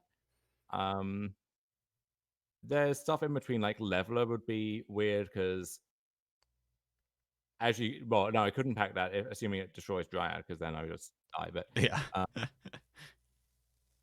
there's a lot of stuff which is like in between where it's annoying but probably not game over. Yeah, and so what are you thinking about this Karn? Like, are we thinking it's beatable? Are we thinking it sucks to lose those 2 cards, but I want my mana next turn for we've got this amulet in play. We don't have a bounce land in hand, right? I don't remember what we just said. No, I think I do at this point. Okay, Yeah. gotcha. So I have my Colossus turn prepared. Yeah. So it is very costly to pact if there's any way to get out of it. Yeah, so I'm thinking if I let Khan resolve, I will have to pack next turn, because Khan can fetch Thundering Titan, Khan can fetch other stuff, Stone Brain or something again. So I would have to do that. So I'm basically locked into pacting either this turn or next turn if there is a next turn. Mm-hmm. But now I have to do the math on like, do I effectively click the turn back to him by pacting, because I'll have to pay for everything, and then even drawing more cards off ring, like I can't do anything especially impressive this turn. That said, if I let Khan resolve, well, my ring is offline, so I'm kind of like down 2 cards there. Right, And but there's some but cards like if you pack this Karn, draw 2 cards, tap all your lands, pass the turn, and then he just like has another Karn or something like that, then we really didn't get anywhere. Obviously, having 2 Karns would be very good for him, but I mean, maybe, right? So let's say I packed, and then between my natural draw and my 2 extra draws, I draw like a Valakut or something. sure. So I Valakut, I play some more lands, more triggers, attack, and then even if he untaps into something pretty impressive, I might still be fine, because I can Colossus. If I get to the point where I have Valakut, then any Pact or Dryad is like another dangerous threat potentially. So it is up in the air, I think. You do have the fact that like this Dryad gets to attack the Karn, so it's not minusing next turn as well. That's part of the calculus too. Well, potentially, yeah. So it's like if I Pact, I just lose on the spot to Dismember. If he has Dismember, you would want to bait in this way first to try and like tease it out, because obviously he's seen it already. But then if he has Dismember, then like that's a consideration in case. So for example, right, I'm digging towards Valakut, and now my Dryad gets Dismembered, and now that's not actually a threat anymore. So right, losing this Dryad is pretty horrific, regardless of like what line we take here. Yeah. So having a things for a long time about what to get looking at the sideboard, I reached for a die, and I put it on 3, and then he just like flips it back to 5 and keeps thinking, and I'm like, oh, maybe he's actually going to uptick on the grounds that with my ring locked, and if I'm not doing anything this turn, and I don't have access to Titan, like what's the worst thing that could happen? Whereas once he gets untap, he now has all his mana and perfect information about what to get with the counter blow me out. So I see his logic here. I guess it gets a little weird if I have Valakut, right? I mean, even just playing Valakut Yeah. here then would keep that Karn from ever getting anything, pretty much. So Valakut good, and then bounce land plus Pact or Colossus. But then how many cards can I have, right? Because he knows about the Pact. Bounce land Colossus would be 2 more. So it's that plus like a random draw. And as it turns out, I draw Grazer for the turn, which doesn't actually really do anything here. So I have to end up firing Colossus with just 1 land. And the odds of that yielding something spectacular are not that high. But it felt worth doing anyway. And like, even if I just get a haste attack with the Stronghold, I kill Khan. And now I get to activate my ring again. And that felt like a good exchange, even if I'm setting up like a pretty devastating O-Stone or whatever. So you're not in this moment, even before seeing what this Colossus hits, you're not feeling like, damn, I guess I really wish I had pacted that Karn, because we have you've got a plan here. Right, and potentially there are things I could hit off Colossus to the point where I can just pack the next thing. I mean, I can still pack the next thing, but pack the next thing in a way that wouldn't lose to Dismember. Mm-hmm. If I hit like a T-West or Simic Growth Chamber or something. And that's actually why I don't copy the amulet in advance of the Colossus, which you would think that's going to like really double my mana output or whatever. But it seems like that's not going to be the difference maker. And with a small Colossus, I actually want to keep that packed access around and maximize my odds of that. Sure.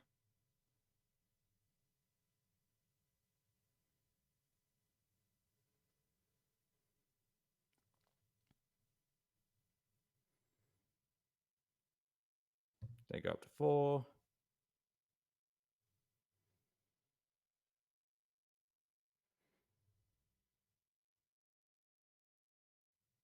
And then here we go. Yeah, and Dryad again here, making this a lot more powerful because now all of my lands tap to activate the Stronghold if necessary. I don't need specific colors. So, if this was a Zeus or something, it would be a little worse in that sense. But yeah, so I go off here, I hit the Sun Home, I hit the Vestige, and once I hit the Vestige, I realize, oh shit, like he might just be dead right now. Yeah, so I stop at 5. That's fine. I guess, funnily enough, like once he Stone Brains me, he's just taken a lot of the spells out of the deck, and so my odds are like a little better on each reroll. But anywho, Yeah, kind of, but also you could have like if you hit a Titan and could cast it, that would also be very good. yeah, some people wanted me to make a construct and try and attack Khan, but then he just trades off the map and then gets whatever and lets me out. So yeah, here I have lethal. I spent a long time counting, like just to be sure, because if I go for it and it doesn't work somehow, then I might have just thrown the entire game. And I actually like I'm thinking about Dismember, and it's like, well, okay, so that's doesn't actually save that much up front, but if it's on a double striking creature, then maybe it kind of does. Mm-hmm. But then I realized, okay, he would have dismembered the Titan long in advance, I think, once the con resolved. And also I have Pact, which I just blanked on the fact I could dismember a Pact or Pact to dismember. And so I'm So not slow rolling, and that's kind of a silly concept anyway for the most part. But like, yeah, it takes me a little while to realize, yeah, this is safe, and I actually just won my quarterfinal against, one of the best in the world. yeah. So to give you the notes on what was happening outside of your match, Jarvis and I were watching, and then at this point we are just talking about Dismember and doing Dismember math, and also completely ignoring the fact that you have a Pact of Negation in your hand. So Yeah.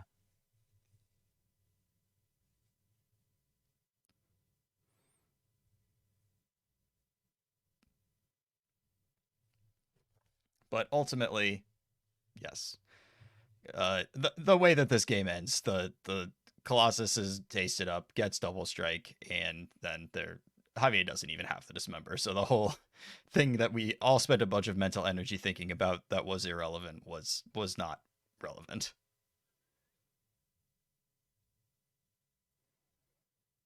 Yeah, but before I knew it was lethal, I was thinking like, well, do I attack him, or if I can kill Khan and unlock my ring, maybe there's some debate there. But no, it just turned out to be totally fine. Yep, 9 lands. That's plenty. And then I think we should take a little bit of a break before getting into your semifinals. I know I need to go to the bathroom, and let's see. I'll pull it up here. I believe that is 5.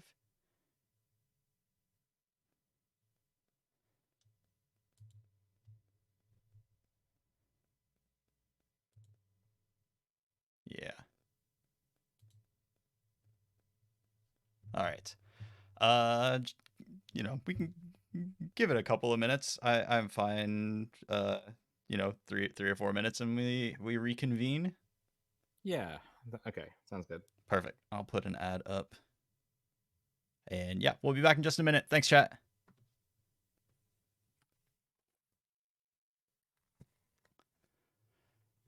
Whew.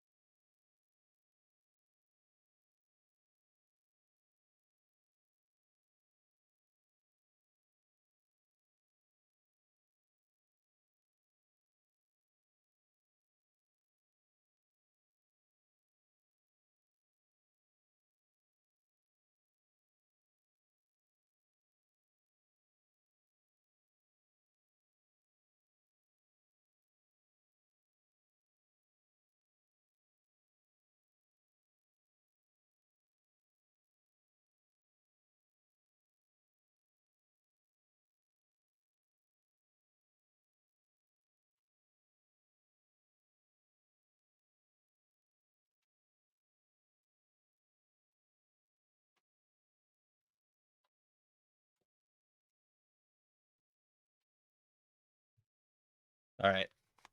I am back, but certainly want to give Dom enough time to.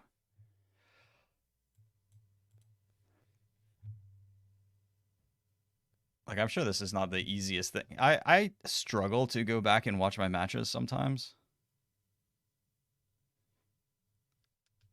It just like.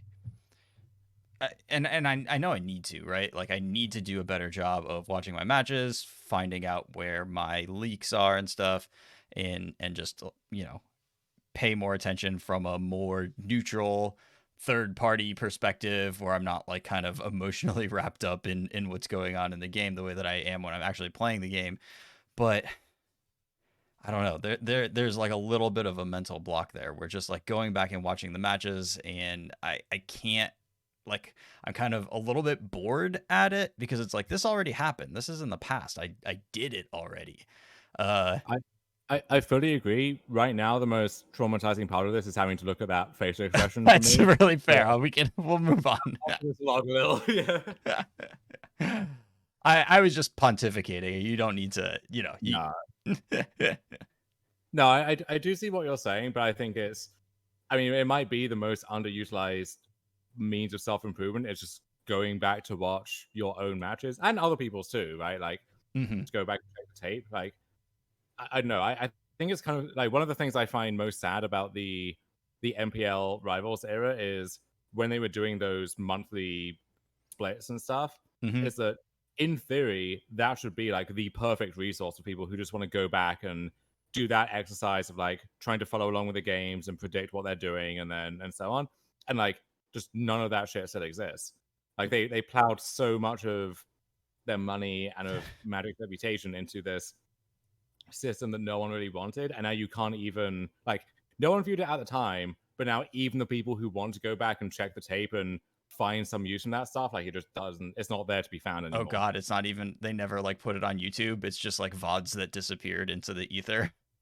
I mean, there's very occasional stuff. But for example, right, like when they were making everyone stream their splits, right? Those watches aren't there. Like the thing that drove home how bad the system was when I was in Sperling's stream watching him play a win in from Worlds, and there were like 3 people there, and it's like, what have we done here? Like, Yeah.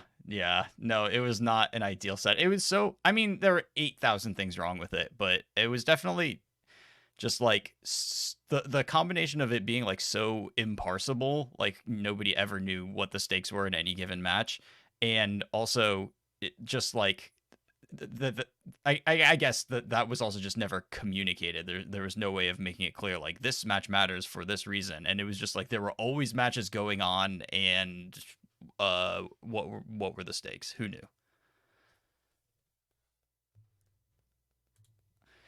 But I guess we don't need to relitigate that the MPL was bad.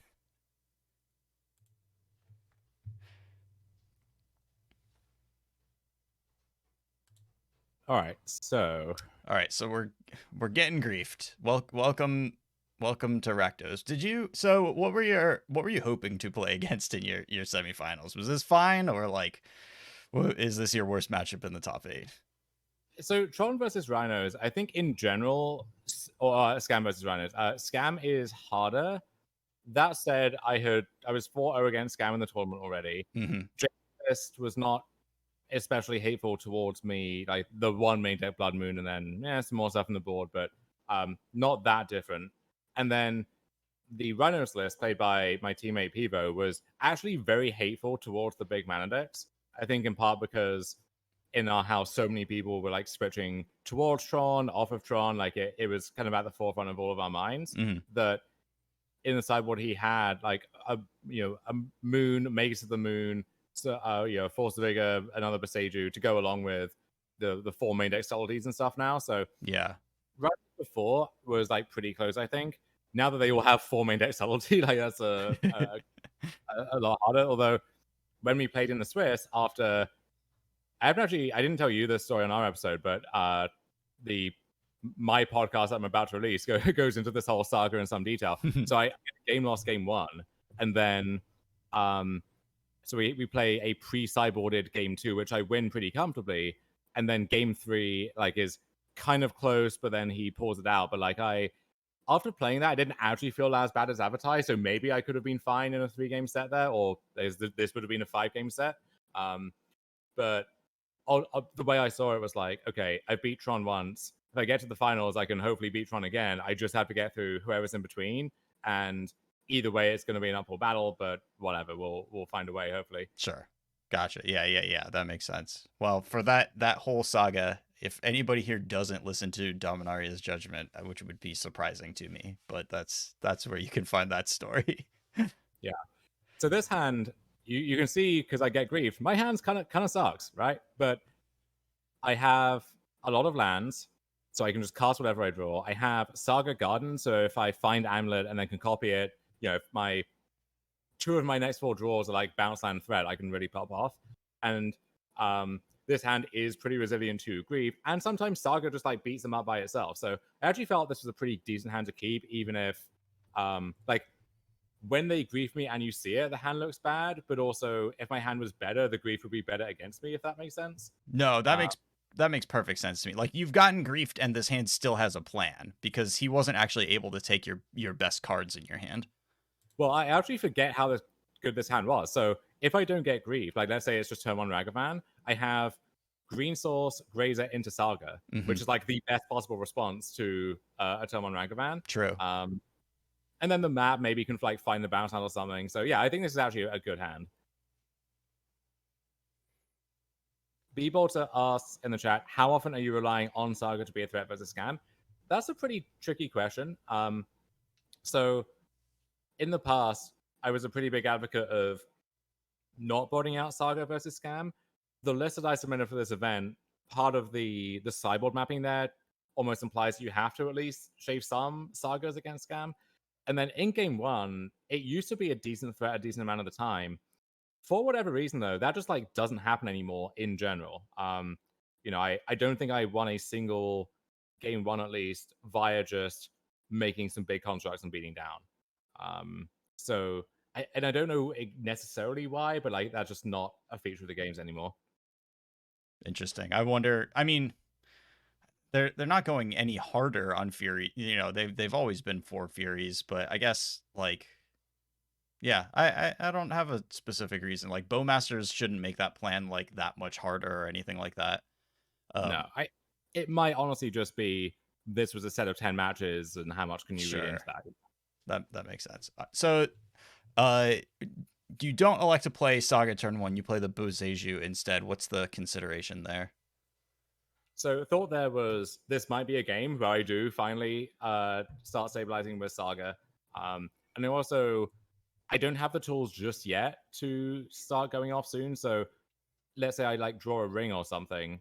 I might just end up in a spot where I have to cast the ring. Mm-hmm. And if I am going a land down, that's actually a more remote possibility.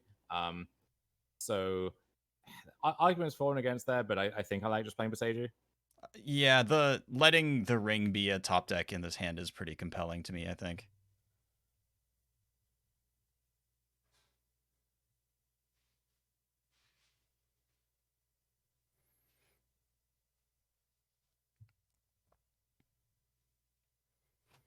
Right, a couple of dashed Ragavans on turns 2 and 3. And the Ragavan actually like a really big deal and just made this clock so much faster. Oh yeah, this was funny. Turns out the ring does not in fact cost 3 mana, thank God.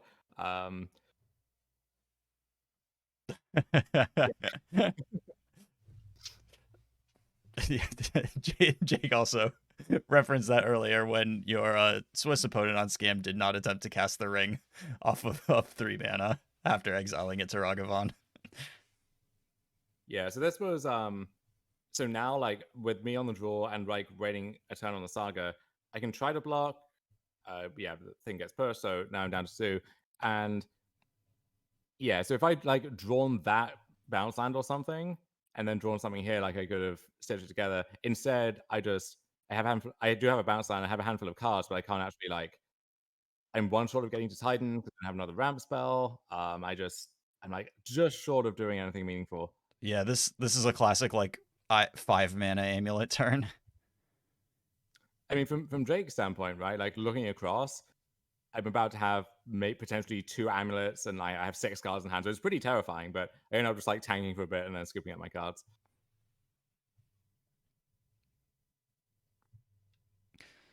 Yeah, not having the additional anything to give you an additional land drop there was just really brutal. All right, so we get Thought Seized here. This keep was 2 Azuzas, Primeval Titan, Summoner's Pact, Urza Saga, Vestige, Teleria West. Or no, two Dryads, I'm sorry. I'm catching up. Let's see. Okay, here we go. Yeah, so another hand which I really agonize over this one because it's not good, right? But there's like enough stuff that I don't know. I'm still not sure about this one. It's really back and forth, especially like with having to play the Saga on 1. I can't even do the just turn Saga into a threat thing. So this may have been a mulligan, honestly. Gotcha. It's tough though. This is and it's scarier like in Modern than I very much adjust my mulliganing heuristics in Pioneer, right? When I am playing against Rakdos, it's just like, yeah, I'm gonna keep most 7s that are like that have a semblance of a plan to them, especially if I am making land drops and can just draw the spells that I want to cast, then that seems fine. In Modern, though, you have this like combination effect of like, yes, my opponent is a thought seize deck, and if I mulligan, like I could just end up with something completely unplayable. But also, the game is so compressed down that opening hands are so important that I still don't really know how that math adds up against Scam a lot of the time.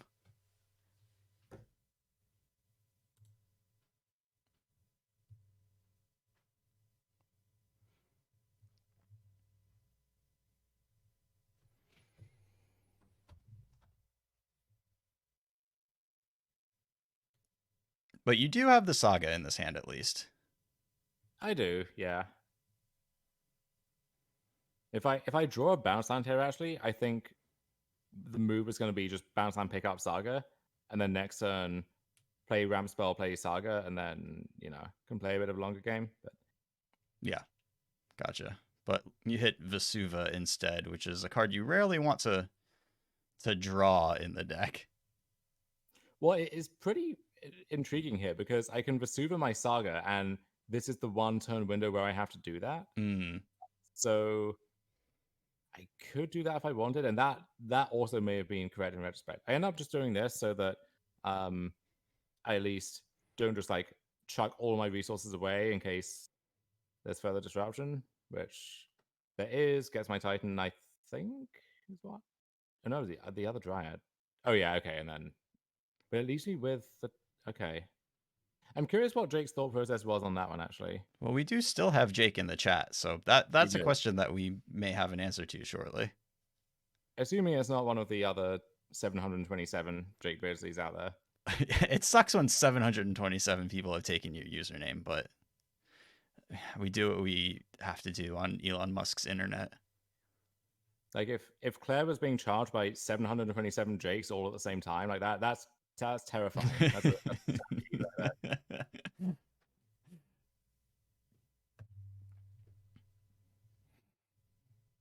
All right, and then this is when Scam gets quite scary, is when it's, double Grief You, it's got 4 power, and then any additional clock. So instead of the Grief being like a 4 or 5 turn clock, now I've only got like 3 turns before I'm dead. But the Ring is a really good draw there. Oh, yeah.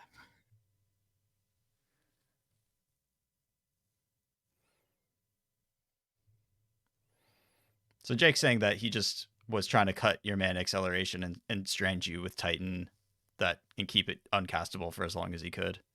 Yeah, that's definitely a coherent plan. I don't know if it's right, but it makes sense, Yeah. Doomake in the chat. Doomake, did you see the amulet story I told about you in Discord? Worcester. Jake said he was literally typing to ask what you thought was correct when you asked. I don't know things. I'm just a baby. Don't put me in this spot. I am baby. Oh, and then the Bowmaster's there.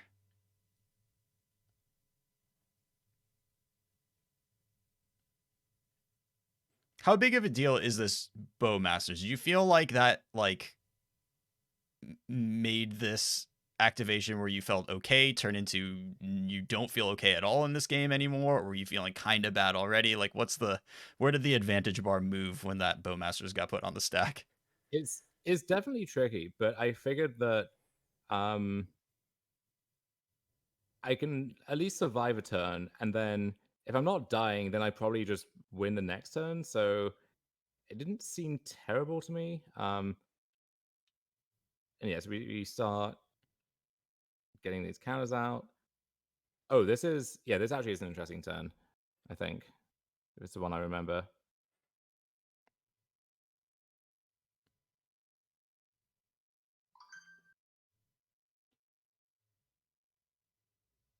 I'm gonna go ahead and try screen sharing to you again just to see if we can make it a little bit easier. Yeah. Let's see. CCR. And you are screen sharing. Huh. Let's see. Oh, there we go. Perfect. Nice. Yeah. So I know from looking at Jake's list, there's no 1-mana removal, so there's no like lightning bolt to worry about here. So I get to Azusa to go up to 6. In a way that Grazer, I think, would not have allowed because I'd be a green short. But Azusa lets you add a green normally. Mm.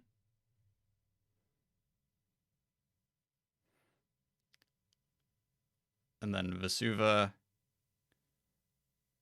copying Rot Farm.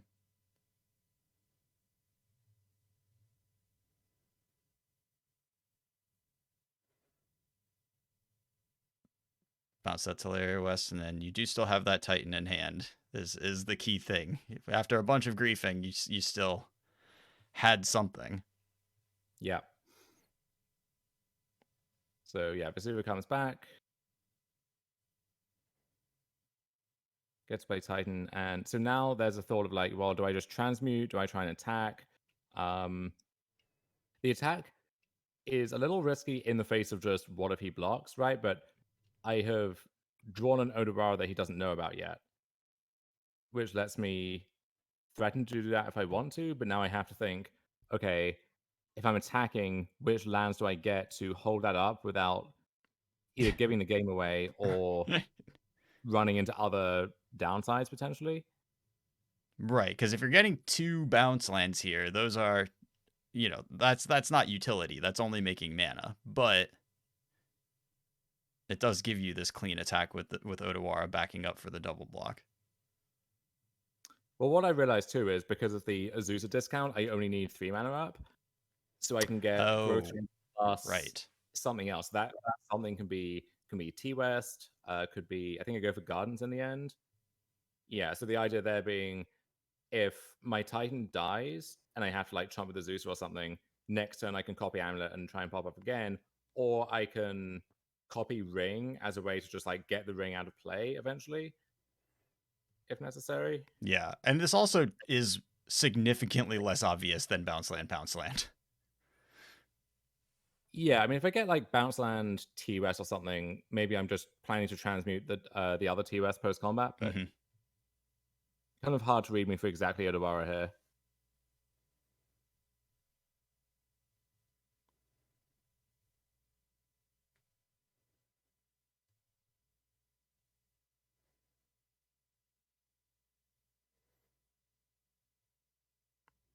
It's a lovely deck, Dom. A lot of foils in there. Have you played this deck before? No, not enough, apparently, as you'll hear. But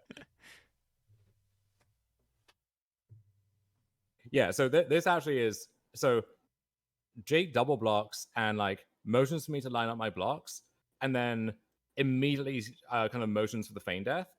So if we pause for a second, what would normally happen here is as the active player, I get priority, and then if I pass, and then if Jake passes back, there's no more opportunity to do something, and my Titan would trade off, which I don't really want to happen. So knowing that he's going to try and feign death, I can pass. He gets to feign, and then I can still Odawara in response. But if let's say he just like if he just doesn't do anything, I'm then left with this decision of like, do I try and like sniff out the feign death and bait it out, or do I just pass, trade off, and then set up for the following turn? Gotcha. There is now then knowing that grief is going to die. Like either way, I'm getting grief, so I think it makes more sense to just bounce the grief and then make sure it can't attack the following turn. You know, he'll have to spend all his mana to play it again, or use a card to pitch to it. So I just get to bounce the grief, eat the army token, and now I'm feeling like I'm in a pretty good spot here, even if he rips a terminate for my Titan. Right, and certainly if he is casting grief, he is not killing your Titan, so bouncing the grief seems pretty fine. I need to work on being really easy to read. Well, making some big assumptions about what the 63rd card is here. It's really all of them are the 61st card. I can name a couple that are not the 61st card. Yes, the ones currently in play are not the 61st card.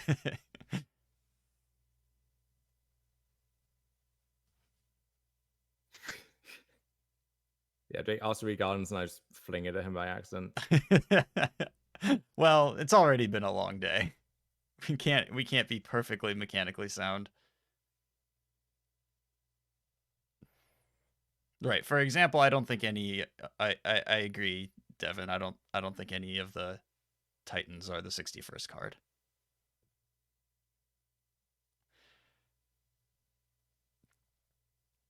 So kind of world is your oyster a little bit here. You've untapped with Titan. You still have that amulet in play. You did, take another 2 damage off of that ring, but that's not the primary concern at this moment.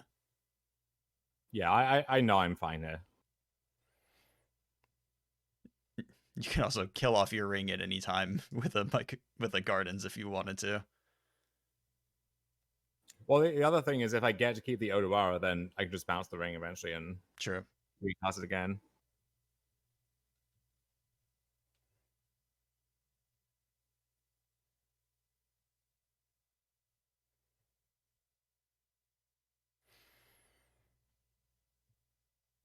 Doing a little counting, but boy, we've got a lot of stuff here.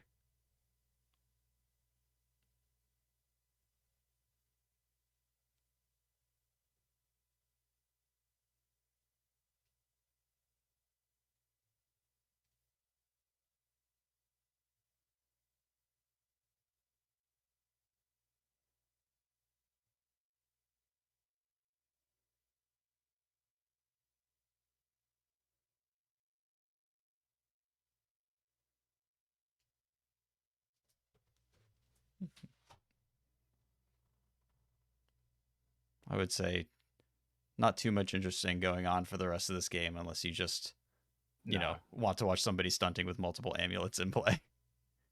Which I won't say no, but right. I was there. I've seen this one before. Move on to a shot of the. All right, Dom takes on the physical appearance of the Pro Tour trophy. What do we think about this? It is smaller than it used to be. I'm a short king. So at least they've reduced the size of the hideous trophy. You don't have to look at as much of it. It is a shame that it is so hideous, but again, we're not a voice I complain if I was being handed the trophy, but now that I'm not. Right.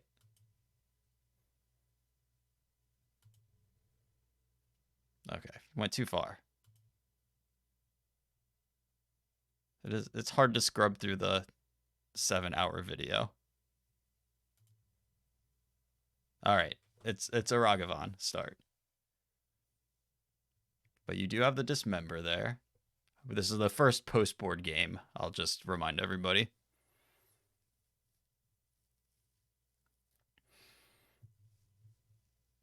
So what are you thinking when, your opponent on Scam has kept 7, has not done any thought seizing or griefing or other scamming to you, has just started Ragavan into Voidwalker. What is that telling you about the rest of his hand, and what are you thinking about your plays going forward from there? Probably adjusting up the likelihood of Blood Moon at a minimum. I think there are hands which like do have other turn one plays but would want to lead on Ragavan anyway, but this, makes some amount of sense. But yeah, this kind of start is actually kind of scary in its own right. Just like the 1-drop, 2-drop, and then dash Ragavan again. Like I'm already under a lot of pressure. I've dealt myself 4, and yeah, now getting Thoughtseize too. Yeah, with not really any early plays after that dismember. There isn't quite the upside of holding the Thoughtseize for Voidwalker that there is against Tron, like which we saw so famously with the Ulamog, but Yes. yeah. Yeah, I mean, cacking a Titan with it isn't bad, but it's not quite the same feeling.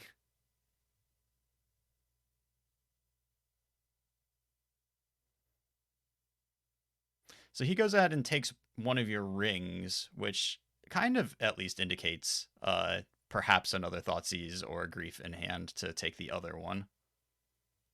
Yeah, or maybe Bowmaster too. Could make sense. Yeah, I'm down to 6 already here.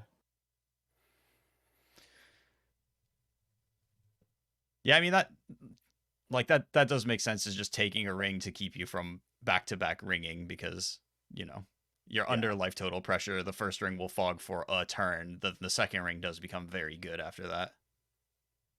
Yeah, I think that does make a lot of sense, especially once you see the Valakut. It's like Dryad becomes a pretty big threat too. So stopping me from just having a few turns of freedom and drawing extra cards makes sense to me. Right, because at some point you're just able to like play a fair, however fair Valakuting is, but like a game of land drops and land triggers rather than even necessarily tightening.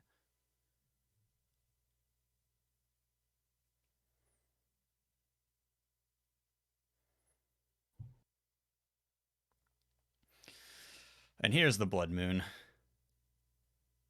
Yeah, so that basically, I mean, did I have another Besieger at this point? Don't remember, but I do find another ring, but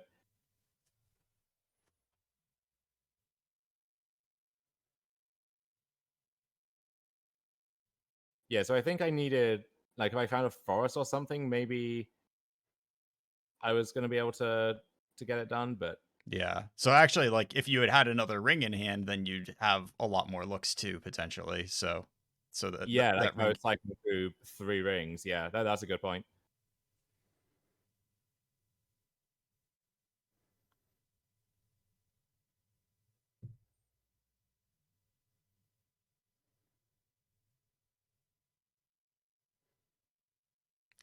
Yes, for now, a pretty classic phase of the game in the format. Like, you're dead. Like, I have you dead, but I just can't kill you through this ring right now.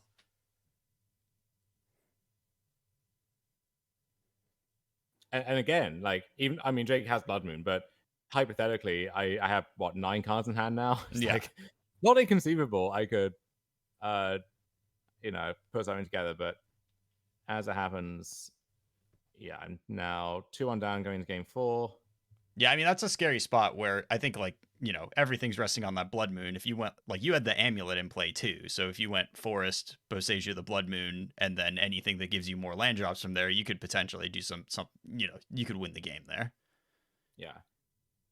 So this was another pretty slow hand, as I recall, but it had the like fountain bounce thing going on. I think, let's see, it had like Azusa, Terra Sunder, or whatever.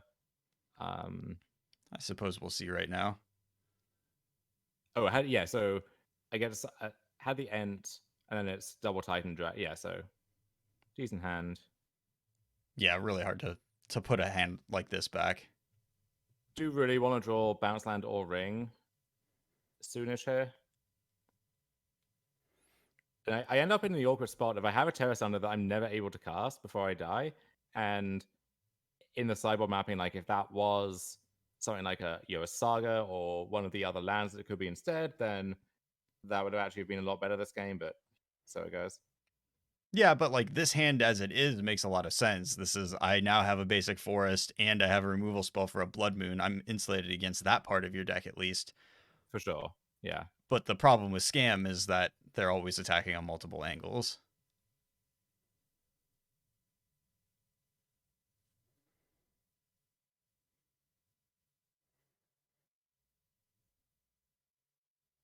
Yes, I do draw the bounce, and so get to pick up, replay the fountain. So actually feeling like pretty good about this spot for now. Mm-hmm. Unless yeah.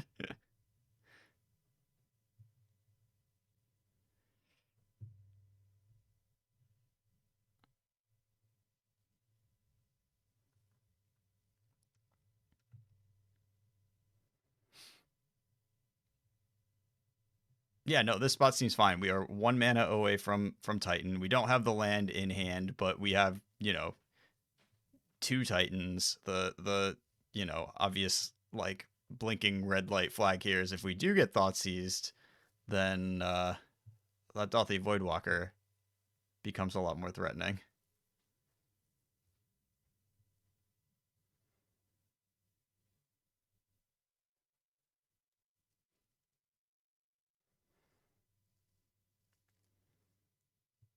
I'm pretty unfortunate too that the bounce line that you happened to draw was Simic Growth Chamber and not one of your Golgari Rot farms. That would have made a big difference as well.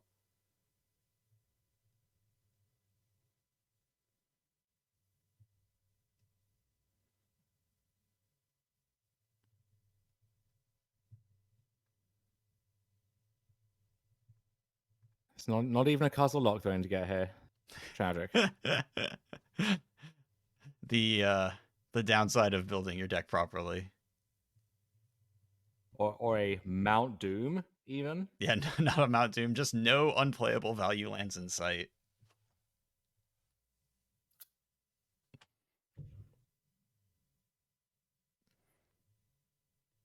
Yeah, Mount Doom is like a fire at it or whatever, except it can't even draw you towards a good card instead.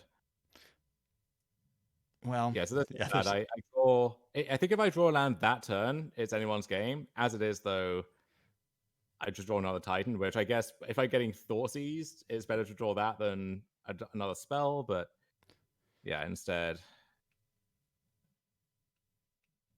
yeah. And once he doesn't attack the Voidwalker, I kind of know what's up now as well. It's like, okay, well, you've seen this before.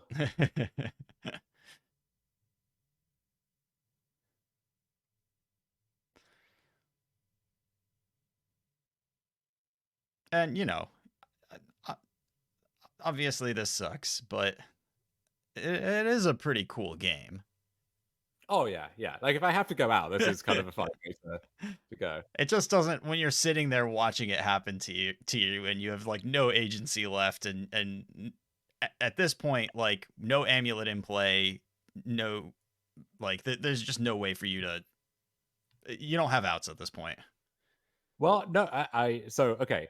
After all of this, Okay, right? right. I draw a land. I get to play Titan, and now I think I'm still behind, but I actually, if Jake just bricks off, he gets one draw and then a loot off a Fable. Mm-hmm. I then have like something like 40% of my deck is lethal, I think, because Okay. yeah, because I tank for a bit on what to get here. It's tough to even survive, but basically, if I can set up for, like, if I draw the ring, I get another turn at least. If I draw, I think it's like any T West Pact or Dryad, then I get to just do the Dryad thing.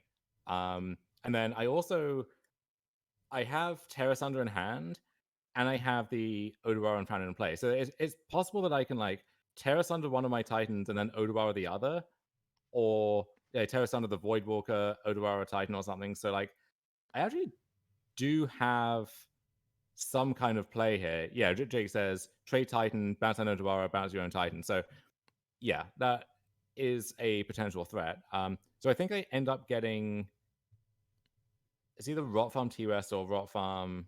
Yeah, I think it's Rot Farm T West. Pick up Fountain, replay Fountain, because at that point, with the T West in play, any bounce land also lets me pick up and transmute again and like keep the chain going. Because if the Titan lives, I can pact T West or pact for Dryad, and then he's in lethal range from that. So Gotcha. even after all of this has happened, I'm actually like I do have to hit again, but I have a lot of stuff I can hit. Okay, yeah. So we're not hopeless here. We would obviously have been in much better shape if we had hit the land a little bit before. But, you know, we've got a sweat at least.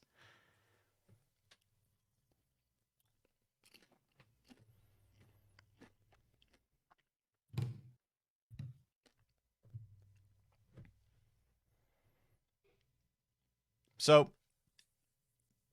yeah, I mean, you know, you got to think about like how you're surviving this turn first of all, which is replay the Radiant Fountain to go up to 18. So when you block the Titan, you're only taking what 8 plus 4 is 12 plus 2 from Aragavan is 14. So just trying not to die. But as kind of a cost of that, you're not returning the Odawara to your hand right now.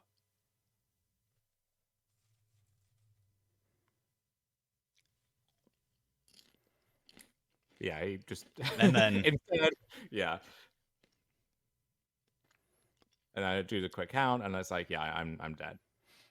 So, But, yeah, the Terminate was not. There were no set of lands that would get you there against Terminate, but I mean, Jake also had like good draws he could hit that would also like if he draws a Blood Moon or something, right? Of course. But, I mean, I guess that one. So I still have the tear, but then that's tying up a lot of resources. Now I don't have a tear again. I don't know. It's anyhow. Yeah. So yeah, I obviously like unfortunate to lose, but I was 4-0 against Scam at that point. I kind of felt overdue to lose one at least the first time. Also, after my O2 start, like Sun running into top 4 was more than I ever could have dreamed of. And at least like that game was pretty cool to watch. And then obviously Jake put on a really nice show for everyone in the finals. So yeah, no complaints really. I mean, yeah, it's a pretty good weekend. Although I did just make you relive losing in the top 8. So I mean, it's well, awesome. Any big takeaways? Anything that you're thinking about after rewatching your matches or anything like that? not particularly. I think I like my immediate like post-mortem covered most of the stuff picked up there. I still don't know about the whole Terra Thunder on map and or Saga and or Stonebrain thing. Like that's a pretty fascinating spot, I think. Yeah, probably I think just the map still. I don't know. But yeah, I guess quick questions from chat. So did Wormcoil come up in other Scam matchups or would another end be good? I mean, I never actually drew the Wormcoil as things turned out, but like it would have been good in a lot of spots. I had a second end for a long time, but by the time of the tournament, I didn't expect a ton of living end, and that I guess that turned out to be true. I would like to try more ends, and there's a list which we're kind of workshopping right now. That's just a ton of castles plus ends, which might have some promise. sure. Freedmania. When I say I didn't draw it, I mean like against literally anything, including rhinos, including. I actually don't know what else it would have come in against necessarily, but like it seems very good in theory, but it just didn't appear. Like I may as well have had a 14-card sideboard. And then I think someone else asked like, any changes I would make. I think after the PT,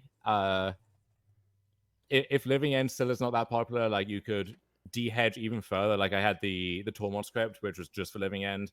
You can maybe turn that to something else.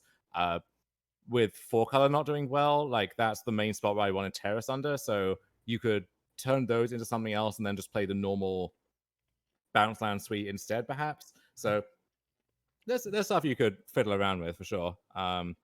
And there's still a lot of room to innovate. There's like I regret not trying more of the outlandish stuff during testing because I tried to test other stuff and did that to some degree, but then didn't leave myself much time to actually work on Amulet because I figured I could just kind of improvise, which I mean scoreboard, but there's still, you know, I want to try stuff like Lotus Field or just various. Yeah, there's a lot of stuff on the list to cross off at some point. I do feel like going, yeah, like like there's always after a tournament there's always like I wasted my time doing this or whatever. Like I wasn't the most efficient possible, but it's also like really impossible to know that going in.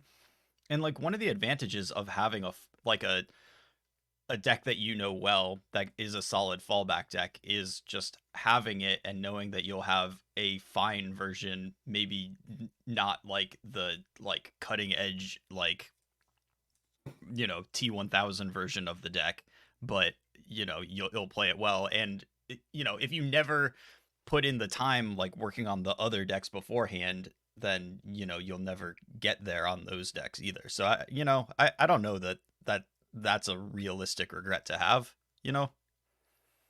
Yeah.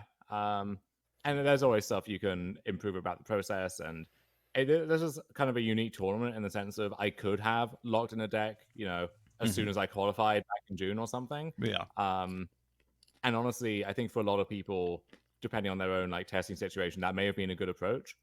But for a standard PT or something, that might not be as easy. So, got to improve the process in that regard. But yeah, I mean, did that postmortem with you, about to publish the lengthy postmortem did with Ari, and a lot to learn, a lot to take forward, and a lot of opportunities, at high stakes to use those lessons now. So along those lines, chat has also asked, are you having a hard time being a big time celebrity now? Well, I was a big time celebrity before. So no.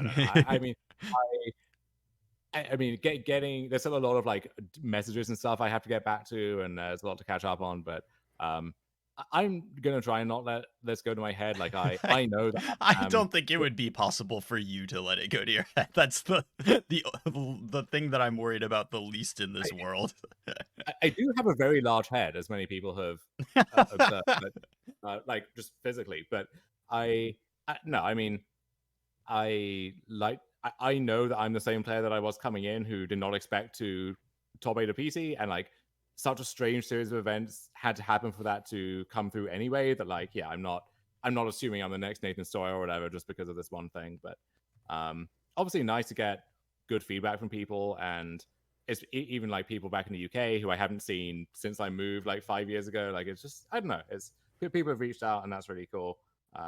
Do I get to be the one to tell you about your shout out on the Arena Decklist podcast this week? Oh, I heard that already. Okay. That was really all right, great.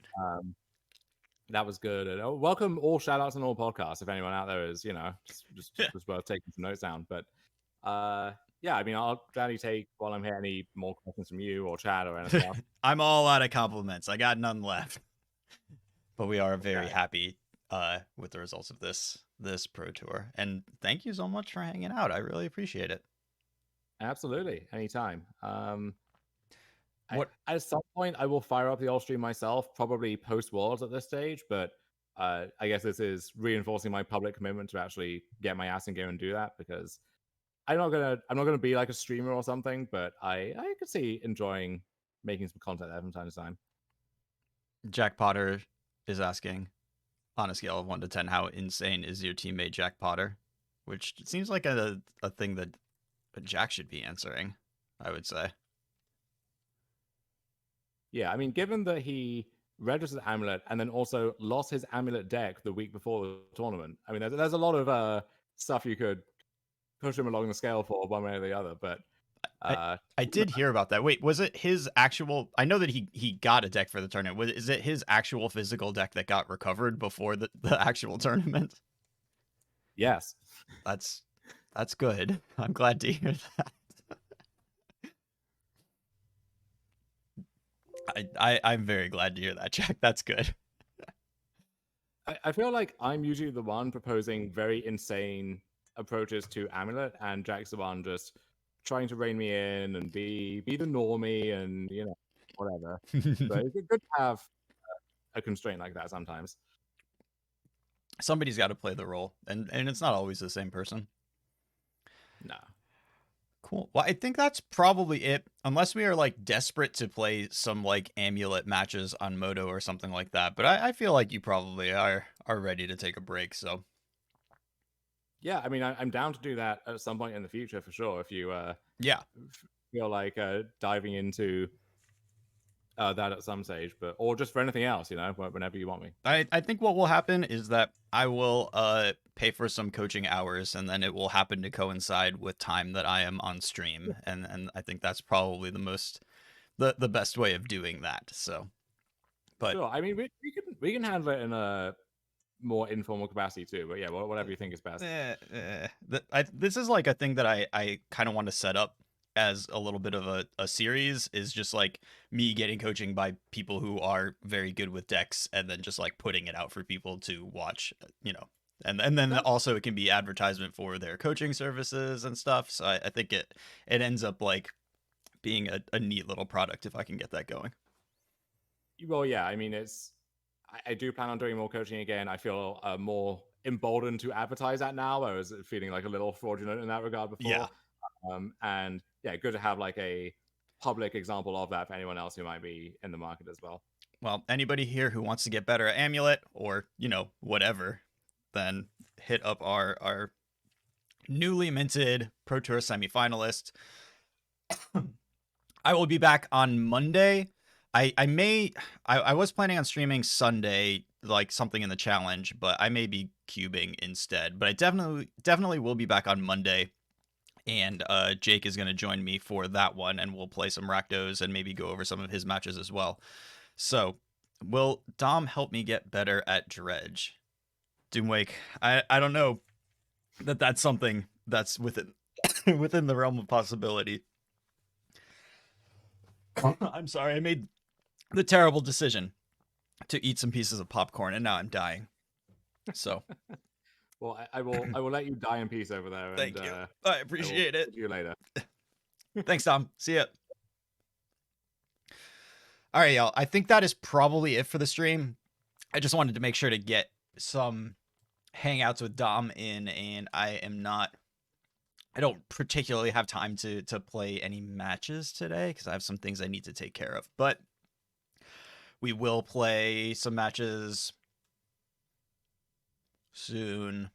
I don't know. I was planning on playing the challenge. I'm just not sure if that's going to work out. But we'll be back on Monday with Jake at least. And yeah, the stream will pick back up and then become more consistent. I just had to like take a week off after July and be a little more chill about it. But we will publish a schedule, be more consistent. Thank you all so much for watching. I really, really, really appreciate it. I hope this was fun, and I will try to do stuff like this pretty consistently after major tournaments and just kind of get people who did well or had particularly interesting perspectives on stuff to come on and talk, because this is like my favorite thing about Magic, is talking to people who are better at it than I am. Well, Jake, thank you for hanging out, and I am excited to do a similar thing with you on Monday. So everyone bombard Jake with your questions. He is here. Send him a bunch of Twitch DMs, which are definitely not annoying at all. The interface is definitely not annoying at all. But yeah, take it easy, y'all. Appreciate it, and I will see you soon. Who do we host? Who's on right now?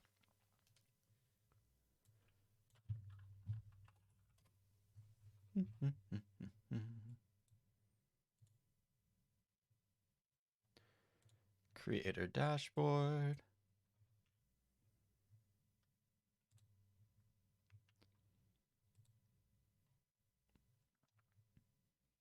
I'll just send y'all. Oh, Caleb's playing Baldur's Gate.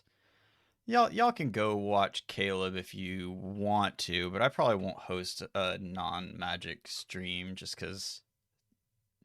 Demonic Tutor. Oh, Ellen Mogan's on. I'll send y'all over to Andrew.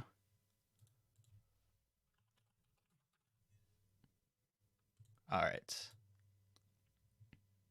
And then I'll do the thing where I forget that I have to wait 10 seconds to click the button, so y'all are still here after I've just like wrapped up completely.